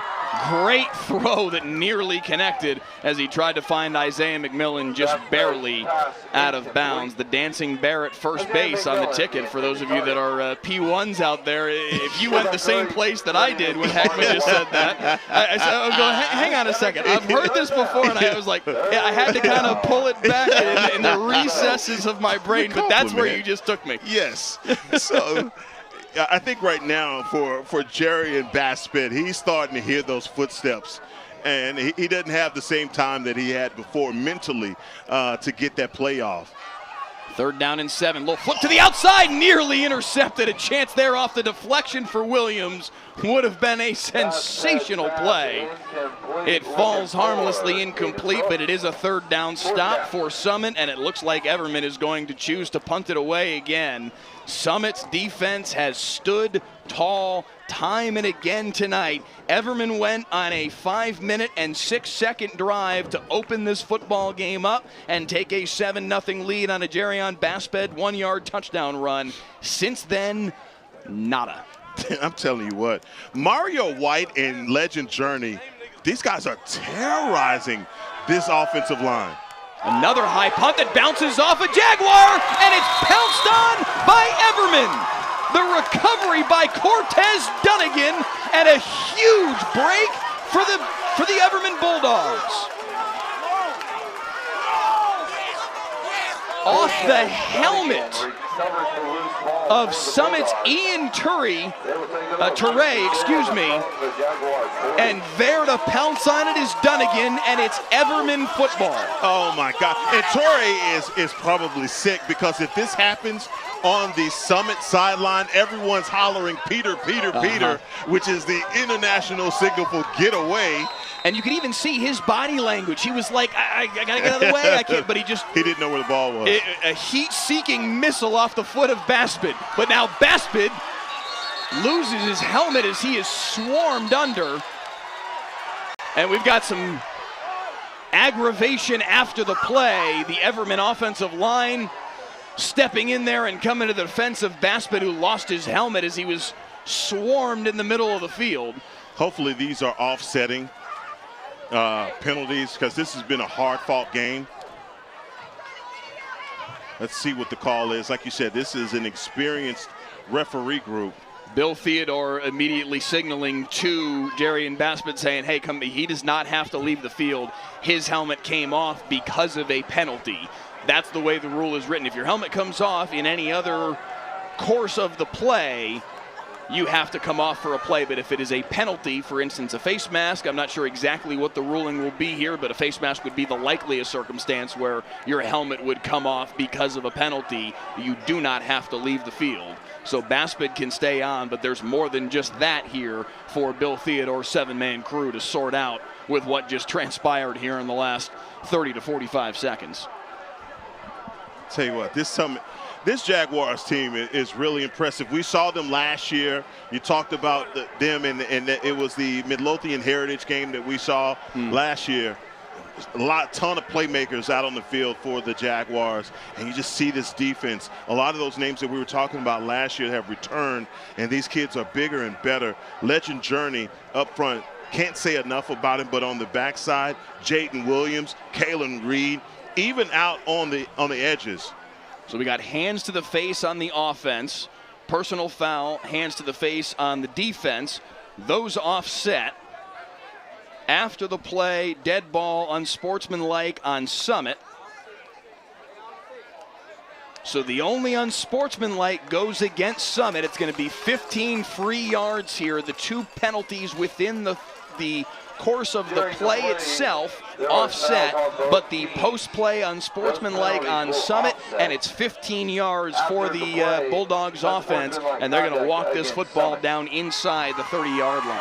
And that's one of those plays that if you're Coach Hall, you're looking over at your guys and you're like, look, calm down. This is one of those games that has gotten, for the Bulldogs, they have to have some frustration. They haven't been able to get anything to go their way, and now this 15-yard penalty kind of breathes new life into their offense. 1st and 10 for Basped, and Caden Brooks behind him in the pistol. They go to the air, up the far sideline, single coverage incomplete. Step for step with his man was Summit's defender, Ian Turray. Yeah, Turray just, again, the free safety, he's out man-to-man, but great coverage skills by the junior free safety. From the 28.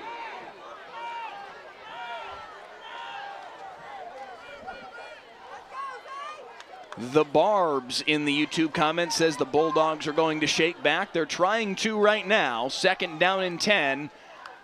Inside the 30, handoff Brooks. And again, the defensive front is there. He does fall forward to the 25. Another flag is going to come in. Ball carrier, flag on play. After the play, another helmet flies off. This time the helmet of Aiden Navarro, the left tackle. I think they're going to get hands to the face on this one. Some big claps from DeCorian Gray. Sorry, Heckma. No, it's okay. It's going to be another 15-yard penalty against the Jaguars. Oh. Summit with some head-scratching errors here on this possession for Everman. A possession that began because of the muffed punt that bounced off the head of Ian Turray. First down, Everman. And Everman, without having to do a whole lot themselves yet, has first down and 10 at the 13-yard line. Gray, the motion man across the formation right to left. He'll set up as the H-back on the left side. Pistol here for Basped with Brooks behind him. The counter here that goes to Gray, and Gray's got some space inside the 10. Journey hops on his back at the 5-yard line, but a gain of 8 on the first play of the set. Yeah, great play design. They're used to seeing that quick handoff to Caden Brooks, and then they bring the speed in around. But defensively, that's a good job of staying in your lanes and not being fooled. Otherwise, that one's his house call. It looked like when he took the handoff that potential existed for Gray to find the end zone. Summit's defensive speed able to cut him off and hold him to the 8-yard gain. Now to the air goes Baspin. Looking over the middle, trying to find somebody. Fires, end zone, it's picked off. Joseph Williams with the pick in the end zone. The senior makes another big play. That boy is a baller. That's a ball. Number two is a baller.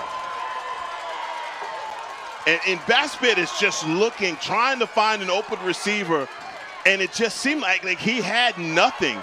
And the question is, did Williams get his foot down? He looked like he was right. Nonetheless, they called it an interception, but boy, that was close.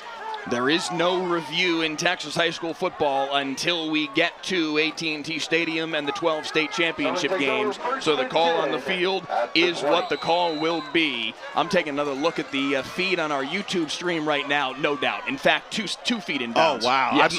That terrific was pretty. catch. Yes, no doubt on the second glance at it. They try and run the little toss here on the first play of the series, and breaking a couple tackles into the second level is Braylon Moore, a gain of 11. Almost the identical play, except for they didn't fake the handoff inside, and Braylon Moore with the end around. That's good for Summit Jaguars, first down. A lot of the YouTube comments lighting up with Everman fans saying that they did come back on Ennis earlier this year in a game that they did ultimately end up losing 49-33, but they came back to make that one a game late, and the Bulldogs fans hoping for more of the same tonight, except for they're hoping for a victory, obviously, at the end of it all. Some more extracurriculars after the play, these without, it appears, any flags. The officials trying to rein this game in, but these two teams understanding just how important this football game is, and for Everman, with each ticking second, it certainly feels for the Bulldogs like it's slipping away. The energy and the emotion is high right now. But Mike, you came into this game talking about how evenly matched these two teams are, and I'm sure they've been hearing the same thing. And for the Jaguars, they want to create some separation, and it's going to be with their play, and you can tell they are deliberately being more physical. Second down and 5, handoff Burgess. Stood up right at the 40-yard line and driven back. He does pick up 2 on the play. It'll be 3rd and 3, but a good tackle in the hole here. Yeah, this is what you have to do if you are the Bulldogs. Again, they continue to play solid at the line of scrimmage, still have a lot of time left. You're just going to have to make a ton of plays if you're going to get back in this football game. It is a 3-score game right now as the clock winds down on this third quarter. My apologies for just noticing this now. Neiman Page, the freshman, is back out on the field, so that's a good sign for Everman. But as we head to the fourth, it is a 19-point lead for Summit, and the Jaguars have the football. Can they finish it off at home tonight? Fourth quarter ahead on Friday Night Football.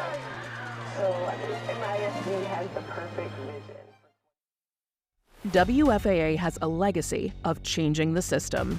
Most recently, we did a story on ankle monitors and how they don't work, and how criminals are committing crimes with ankle monitors. And yeah, there's legislative change coming. Our 2-year investigation caught the attention of state representatives. Now, it's a crime to cut off ankle monitors. I want people to see things that we need to hold people accountable for.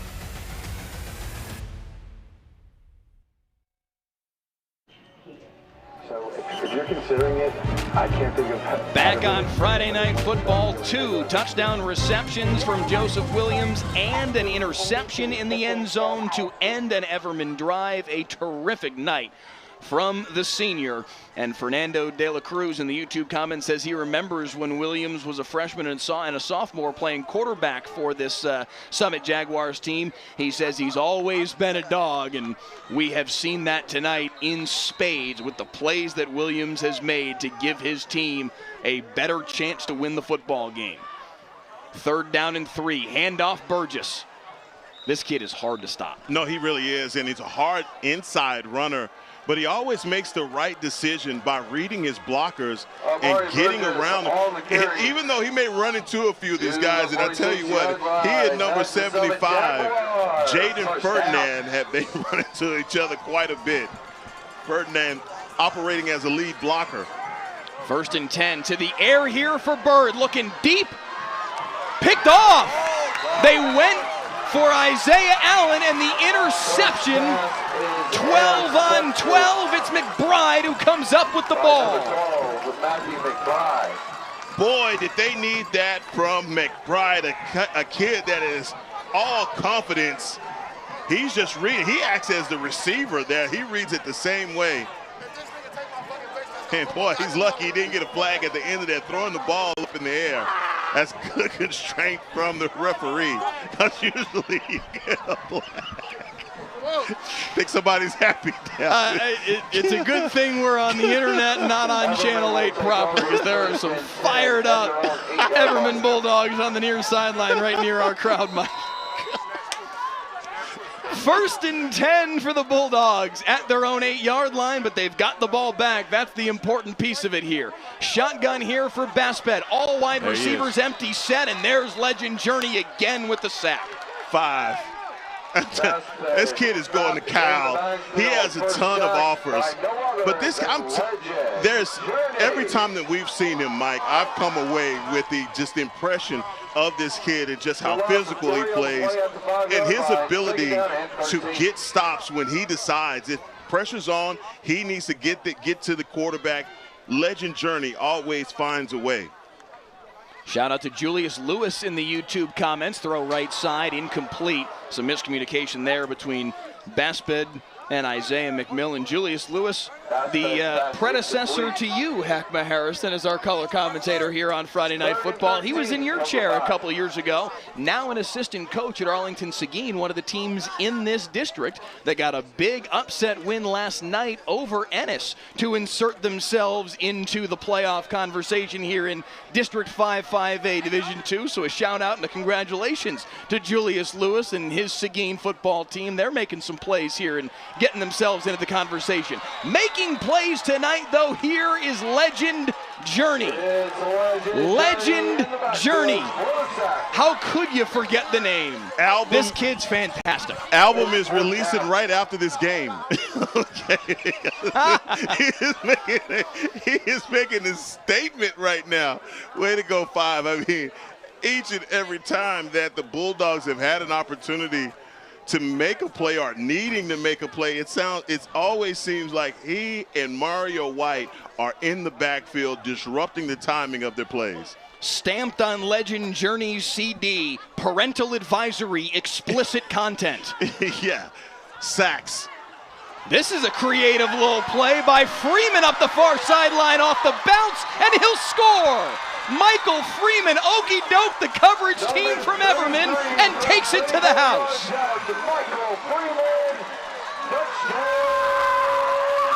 He lulled them to sleep. Look at this. Everybody from Everman just thinks, okay, the ball's going to fall flat, and he takes it 45 yards for the touchdown. I love what you said. He okey-doked him, because that's exactly what he did. He's standing there like he's about to call for the fair catch, and I think everyone thought that he was going to do the same. Number 33 had an idea of his own, and it was house call. Does that, and man, it seems like the Jaguars have put their foot on the pedal and not looking back. Extra point up and through for Abel Ula, and it is 33-7. Summit making a statement tonight in District 5-5A Division II, and Michael Freeman fooling everybody. He's not letting that ball roll dead. He's taking it 45 yards for 6, and Summit's in control in the 4th on Friday Night Football. you need a team you can trust to prepare you for the day. We are making sure that you have all the information you need. Looking out for you. So we do have the heat advisory and the air quality alert in effect for today. Bold reporting. Reporting from Plano. Red flag warning in place. Dynamic coverage. Live from Addison. Original content. We are staying on top of this story, of course. Be safe out there on the roads. It's going to be a great time. I am up with Daybreak. What about you?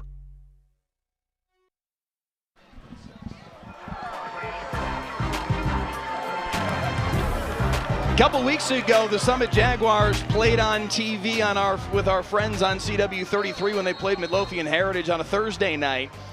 And call a spade, they got rocked. 42-7 the final score. And I saw a comment earlier this week when I posted in one of those Facebook groups where they talk about Texas high school football that we would be doing the broadcast of this game tonight. And a Summit fan jumped in almost immediately after I posted the promo graphic.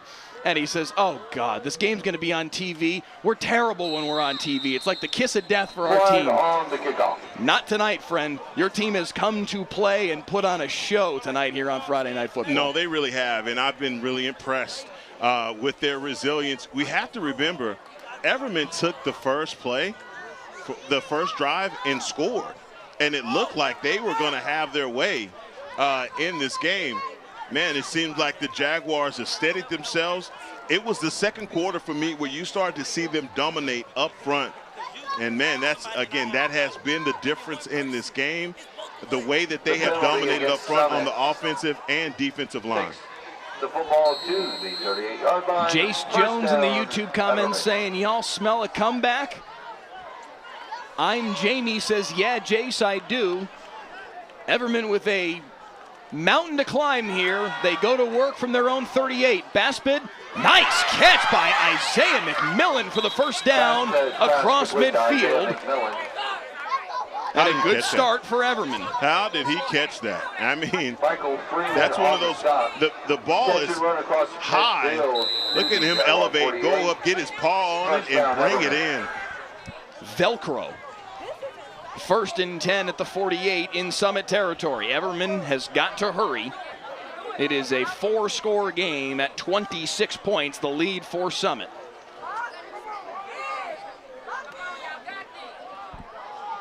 A lot of time coming off between plays here. Handoff Brooks coming near side and snowed under again. And again, it's Legend Journey on the scene. Yeah, that's a 6. Looks like a 5, but it's a 6. And that's Kalen Reed. Oh, yes. So Kylan Reed and underneath the pile was 5. But yes, so Kylan Reed's a great story, by the way. Okay. Kylan Reed's a kid who was expected to be a huge piece for them last year as well. Tore his ACL in June of 2022, missed the entire season. And his absence, as Basped gets outside the pocket, looking downfield, trying to direct traffic, throws and nearly hung on to at the 32-yard line, but just incomplete, looking for Brendan Taylor. Kylan Reed missed all of last year, and you can make a pretty compelling argument that the struggles that Summit had a year ago, after back-to-back trips to the state semifinals in 20 and 21 and 5AD1, they dropped down to 5AD2, and everybody's like, oh man, Summit dropping down a level with the talent they could be. No Kylan Reed made a big difference. Back now on his way to Baylor, 3-star prospect, and you see the braces on his knees, but he's out there making plays. That's loose on the deck, and it's going to be Kylan Reed with the recovery. The fumble forced by Jordan Hubbard on the screen, and it's Reed pouncing on it right as we're talking about him, right on cue. Boy, that's when you know, when you're playing with skills, good luck will happen. And you see the ball come right to Reed on that, but how about the pop from number 3, Jordan Hubbard, putting his nose on the ball, bringing it out. And right now, Reed, he's going over to the sideline to sit down right quick because he belly flopped on that football. That doesn't feel good. No, he kind of knocked the air. You can see his reaction. He's like, whoo. But hey, a fumble recovery will make you feel an awful lot better. His second fumble recovery of the year. The Baylor commit making plays tonight. He and Legend Journey have been the nightmare we expected them to be. Now the double pass. Williams looking deep. Isaiah Allen hauls it in Touchdown! Summit with the jugular shot. The pass, double pass, complete for a There touchdown. is a flag. On the play. I'm not sure if the initial pass was backward. I think that's what is in question right now. Excuse me, I don't think that it was. Everybody walking their way back to the line of scrimmage. The flag was sitting right at the feet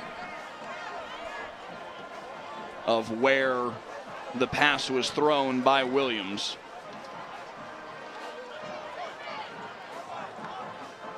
They pick up the flag. The touchdown will count. Wow.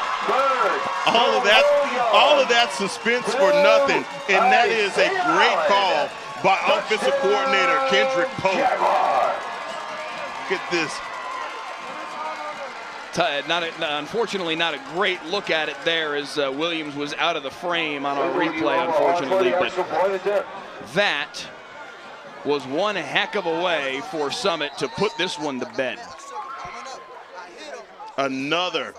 This is such a playmaker. And Joseph Williams, a former quarterback, and you see him, he still has it. He still has it, Mike. He's just showing you what he can do. That's a great pass, though, but that's a out of the video game playbook there for Coach Pope. I just blinked back on our YouTube feed to get our broadcast angle again. It was backward. It was close. Maybe only by a half a yard, but if you look at the release point at the 49-yard line to where it was caught just ahead of the midfield stripe, I think we're talking about maybe a quarter of a yard. It may have gone backward a foot, but even if it were just directly parallel, that would also still be legal. That was a smart and appropriate call from Bill Theodore's crew to pick up that flag. That was a legal play, and the touchdown hookup from the former quarterback Joseph Williams to Isaiah Allen goes down for 6 and a 40-7 Summit lead. They have put this one to bed. Yeah, and if you're recruiting Joseph Williams, then you know he could do it all. This kid plays safety, he plays wide receiver, and he also plays quarterback. He does it all for you, so it's going to be a hard time trying to figure out where to place this kid because he's such a stud athlete. But I tell you, the size, athleticism, it just makes him a dream for any college that's out there that's looking for a playmaker. So Summit will kick it away once again. Running back to field at his own 5-yard line was Kyron Kennedy. Kennedy's got some space, though. Oh, if he had broken that tackle, he would have had a lot more room and may have been off to the races, but a shoestring tackle and still good field position for the Bulldogs and a nice return from Kennedy, but they'll start at their own 27. Kennedy has had a couple of great returns in this game so far. God, that is a linebacker wide receiver combo. First and 10 at their own 27-yard line. What a night for Joseph Williams. Yes. A 42-yard touchdown reception in the first quarter. A 24-yard touchdown reception that was a straight mossing of the defensive back in the third quarter. An interception in the end zone in the third quarter. And now a touchdown pass to Isaiah Allen here in the fourth quarter. It has been a complete football game from Joseph Williams, the stud two-way player with 8 scholarship offers. 9, 10, 11, and 12 need to come tomorrow morning. What a night for him. 15, 20. you need a playmaker. You better call this kid. He's bona fide. And the games that we've seen him play, he has been the difference. Baspet looking deep for Carter in stride inside the 10. The deep shot from Baspet connects, and Everman down 33, needing to scale Everest, but a big play there up top for Carl Carter. Boy, how bad did they needed that play. And finally able to make it maybe just maybe a quarter and a half too late for the Bulldogs, but maybe that's something that you see now that you have from just a great player in Carl Carter. Quick throw over the middle, straight dropped by Elijah Allen. He had an opportunity there to make a play and just couldn't squeeze it. Jace Jones in the comments has been cracking me up lately, talking about the Everman comeback and predicting the Everman comeback and hoping for the Everman comeback. And now Jace Jones with the comment, we need Tracy McGrady 33-second game.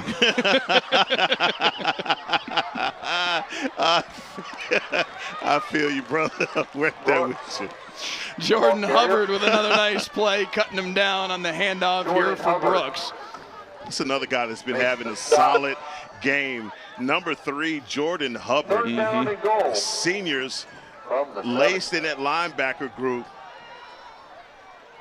I have a little cousin that plays linebacker for Mansfield Summit as well. So, Landis Grimmett, can't wait to call your game, son. Baspet over the middle, incomplete. Baspet pass incomplete for Isaiah McMillan. So you say a cousin? Cousin, okay. Yes. Landis Grimmett plays for the Jaguars. He's a linebacker. Plays on the JV. Okay, very nice. He's got some guys in front of him that I can tell. When you got that kind of talent in front of you, got to wait your turn. He's just a sophomore. That was going to be my next question. How old? Just a sophomore. Okay, very nice. 4th down and goal here from the 7. A must here for Baspet over the middle, hauled in, touchdown. What a catch by Brendan Taylor, the freshman, and he just breaks the plane for 6. Baspet pass complete to number 84. And you see it right there from number 84, the freshman that we talked about with his coach. Mike Boone's so excited about this kid. He's like, there's no way we could keep him off the field. He came to the program already built to go. We worry about these freshmen. Friday Night Lights, is it too big for him? Not too big for number 84, as you see right there. Taylor getting into the end zone. The extra point is up and through. 40-14 now the tally. Everman down 26. Again, they have to climb Everest here over the next 6 minutes and 49 seconds, but those are the first 7 points of the 13 points and 33 seconds that Jace Jones is looking for in the YouTube comments to get a Tracy McGrady-like comeback out of these Bulldogs. That was funny. You know, I think initially, I don't think either one of us expected this kind of game. We thought that it would just definitely be more evenly matched and it would be a lot closer. I just think that they got hit and stunned early in the second quarter, and they found it hard to recover from the adjustments that were made by the Jaguars. But again, if you've looked at the season of these two schools, the yardage, the play, their defenses, the playmakers that they both have, they're so evenly matched. Yeah. But this game has just been one-sided. I don't know if it's just the Bulldogs, it wasn't their night tonight, or if the Jaguars just put their dominance to work today. But either way, it's a better game. It's really a great game, but not the one that we were expecting, especially from the Bulldogs. I think the touchdown right before halftime was really important in this game, given that Summit was going to have the football to start the second half. Yes. To take a 2-score lead on an Everman team that is so reliant on their run game. Here comes the onside kick. No real surprise there. Still loose. A chance at it. Everman thinks they have it, and out of the pile, indeed they do. It's LeBron Bowdy with the recovery. LeBron Bowdy. Everman football with 6:45 here in the fourth. Did you say LeBron? I did say LeBron Bowdy. Actually, I was laughing about that with Michael Boone. Are we that old? We are that old. We are that old, Heckma Harrison, that kids that are playing high school football were named after LeBron James. We are that old, my man. Wow. LeBron is that old. I just put myself in the hot tub time machine. It's so done. I'm finished. I thought you were Johnson LeBron. What are you talking about? I'm telling you, man, when I saw the name on the roster as Coach Boone and I were going through, just running through pronunciations, and I come across LeBron Bowdy. Baspet looking deep for Carter again. Incomplete. He had it for a moment. It broke loose right at the end. That's a good job by Joseph Williams coming from the safety position. He's burnt on this play. He tracks it at the last minute, able to put a hit on Carl Carter. to dislodge that ball, that was going to be a big pickup for the Bulldogs. But maybe would have been for naught because there was a penalty on the play. Penalty against the Bulldogs. Puts the football at the 40-yard line. Doxham 10 brings it to a 1st and 20 at their own 40-yard line. I see a comment here from Mr. Clean's nephew finally scoring against third string. I don't see any third stringers out there. Joseph Williams is the one who just made that play. Basped stepping up, looking deep again. Again, he's going to fire deep. Looking for Carter again, but it falls incomplete. Ian Teray, the starting safety for the record, in coverage there for Mansfield Summit. I don't see any backups on the field right now, guys. They got all the dogs still out here. For the Jaguars. I think they've replaced maybe a few guys up front. Second down and 20 to go. On the defensive line, there may have been some substitutions, but that's about it. You still have your starting guys up front. I mean, on the back end of this defense. Second down and 20 here. 6:28 to play. Basped, another heave deep, this time up the near side line, and the diving attempt from Kennedy goes begging. A terrific attempt at it, but it falls incomplete. And that's Cameron Berry. Cameron Berry on the coverage. Call this guy a speed guy, 6'1", 180. And he's running step for step, but I tell you what, there was some hand fighting going on between those two up the sideline. That's a great shot by Graham. Graham Rayner, our photographer, over the shoulder on the sideline all night tonight, working hard. Getting that shot for you you're looking at right now as Kennedy gets back on his feet after some quick attention on the field. I got your back up here, Graham. You know, Mike threw you under the bus on that lateral pass, so I had to get you. I had to get you back, Graham. Give me a thumbs up, Graham. I got you back. Oh man! What'd you say? Bad angle on that one. I don't think I said it quite that way. Bad angle. God. Oh no, I'm gonna hear about that on the drive back to the station tonight. 3rd down and 20, quick swing pass to the right side. Some space here is falling his way across midfield. Pass complete to number 18, Princeton Roberts. Princeton Roberts, the backup quarterback on the receiving end. That's gonna be a gain of 11 on the play. 4th and 9, I believe. From the Jaguar 49. Have no choice but to stay out here. No choice at all. Have to get to the 40-yard line in Summit territory to move the chains. Basped to the air again. Pressure at his face immediately. Wheels around near side. Has a man downfield and just overrunning it barely. Incomplete. He was looking for Brooks, and Brooks' momentum just took him a half step too far down the field. And you see this from Caden Brooks. Ball is in the air, and he's just still working his way upfield, and like you said, outruns the pass. That's unfortunate because I tell you what, Basped makes a play, avoids a rusher, gets to running to his left, his right-handed quarterback, and makes a throw. Would have been spectacular if they were able to get the first down. Nearly a tremendous play from Jerrion Basped. Brooks was just hauling down the near sideline a little bit too quickly for him to put the brakes on and wait for that one, because it would have moved the chains and been potentially a bigger play than that. In the backfield immediately is Nolan Oliver, the defensive end. A loss of 3 on the play. That's a guy that has not quit playing this entire game. Number 40. You know what? He's taking his lumps because this offensive line for the Jaguars, they have really been dominating up front.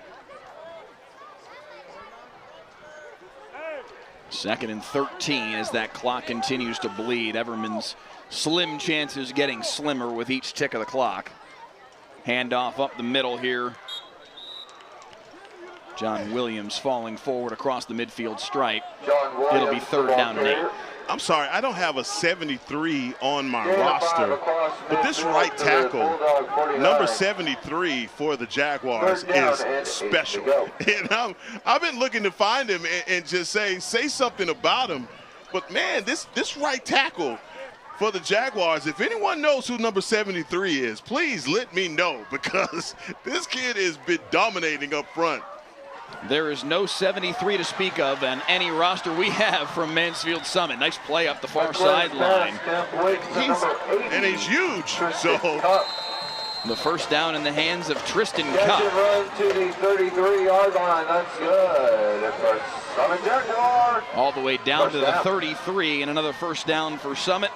And now that clock can bleed. And they're substituting those offensive linemen. They've gone out and doing a wonderful job up front. Handoff up the middle, a big gash. Braylon Moore with a first down carry of 10+ down to the 20-yard line and moves the chains again. Braylon Moore, the ball carrier on first down. And another Summit Jaguar first down. You know, so much of the storylines that we were talking about at the beginning of this game have come through, and it's been this defensive front for the Jaguars, Legend Journey, Mario White, that defense, and they have played so tough this entire game. This offensive line opening up those big holes for Amari Burgess. You talked about the repetition of plays, and man, they're running the same play over and over, but every time it's picking up positive yardage. Yeah. And I think when you have the bevy or the stable of running backs that the Jaguars do, we've gotten to see all of these guys from Burgess to Devontae Johnson all have a positive impact on this game. And so, man, that's the one thing about this. When you go back and look at the stat sheet and the way that the Jaguars have dominated on the ground, and they've only gone to the air when they needed to. Yeah. And every time they did, it paid dividends. John Williams trying to stretch to the outside, picks up 4 on 2nd down and 6. Under 3 minutes to play in this one now. Summit on their way to a 5-3 record, 4-1 in district play. Everman will fall to 3-2 and into a 3-way tie for 3rd place within the district standings. Midlothian Heritage atop the district, undefeated. And Mansfield Summit will take 2nd alone at 4-1. 3-2 teams, Everman, Arlington, Seguin, and Ennis, all 3-2. Those 3 teams will have to sort out 2 playoff spots over these final couple weeks of the season. Everman plays Midlothian Heritage the final week of the season. They have Corsicana next week, a Corsicana team that, frankly, that should be a win for Everman if they play well. They have Corsicana at home. That's a game, if you're reading the tea leaves of the way the district has played out this year, that's a Corsicana team that Summit beat 55-14 a week ago. It's a game that Everman should win. But they've got to deal with Midlothian Heritage, the district bully, in the final week of the regular season. The kneel down here from McLean as we are under 90 seconds to play. Summit, meanwhile, they have Joshua and Ennis the final 2 weeks of the regular season. They do have the 42-7 loss to Midlothian Heritage earlier this year, so they don't have the opportunity to make up for that. So their path to a district title or a tie for the district title is more difficult because they need somebody to do them a favor and upset Heritage. Oh, good luck with that. Yes, Midlothian Heritage is very good this year. But they have firmly ensconced themselves as the number 2 team in this district and made their path through the playoffs, Heckma, that much potentially smoother. Yeah, and this is a team that I think is really dangerous, and what makes them so dangerous is the strength of their defense. Up front, they have some guys that can just flat out get after you. I'm impressed by the offense, don't get me wrong. You know me, I'm a defensive guy. Come on, I can't help myself. I love you for it. Okay, thank you. But it's just when I watch a defense like that completely overwhelm an offense that we knew coming in, they had all the firepower. The way that KB had been running on these teams in the 100-yard games that he's had, Man, it was up to the Jaguars, and they took this game personally, and they had to win the battle at the line of scrimmage, and they did exactly that. You could tell it was gang tackling. It wasn't just one guy. It was by committee, and I absolutely loved it. And I will say this to you, Mike, that's going to be a tough team if you see them in the first round of the playoffs. That's a team that played South Oak Cliff, the eventual state champions, to a 12-7 football game a year ago in the first round of the playoffs. They had a tough draw. They ended up as the 4 seed a year ago, dealt with Sock week 1 of the playoffs. It's a tough draw. And they played them to as good a game as Sock had all through the playoffs. And that was without Kylan Reed. Yikes. This is a good football team. Yes, this is it a football team that has some potential to make some noise in 5A D2 Region 2 as they move to 4-1 on the season with a 40-14 win over Everman tonight. 2 key storylines: the defensive front from Summit, Legend Journey, Mario White, Kylan Reed, Jordan Hubbard doing work up front and slowing down Caden Brooks and this toothy Everman Bulldogs run game. And then Joseph Williams. What a night from Joseph Williams. 2 touchdown receptions, a touchdown pass to Isaiah Allen, an interception in the end zone that effectively ended Everman's comeback chances. He was the best player on the field tonight. I'm not a recruiting coordinator, but if you're listening and you are, do your job. do your job, because this kid is absolutely. And somebody please get this kid a shirt, okay? Because the tutu is giving Halloween. I don't know. I love my tutu too. Mike, you're jealous right now. You ought to join him with the flag. It's making me think of the children's book that we read my daughter. I love my tutu too. Is that the name of it? That's the name of the book. Oh, man. Heckma, if this was a year ago this time, I could recite it to you word for word. I read it so many times. 40-14, the final score tonight. Let me try and find our way back to the rails here. No, I did it. I did it. Okay. I took us down that path. Really, really impressive performance from Shannon Hall's club, according to Rhea Hall in the comments earlier, on his birthday, and they showed out for him tonight. Really, really nice work from a football team that, as you said, that they've got the potential to be dangerous come playoff time. No, they really do. And again, for Everman, obviously with the games that they have left, completely winnable. That's another team with a great defense as well. Tonight just wasn't their night, but we followed them enough, and we've looked at the numbers on this team to know that that's a special team also. They just came up against a Jaguars team that wanted it more, and so sometimes that's what it comes down to. Really, really impressive work from Shannon Hall's club as they move to 4-1 in District 5-5A Division 2 and set themselves up for what they hope will be another deep playoff run. For our entire Friday Night Football crew, Director Clay Marshall, producer Andrew Seeley, photographers Graham Rayner and Guy Opper, digital coordinators Pete Friedman, Jay Wallace, and Paul Wedding, graphics coordinator Emil Miralda, technical director Don Hazen, and the one and only Heckma Harrison alongside. I'm Mike Leslie. So long from Mansfield. The final score one final time, 40-14. The Summit Jaguars with the win. All our Friday Night Football broadcasts stream live and are archived on the WFAA YouTube channel and on the WFAA Plus app. This has been a proud presentation of WFAA TV.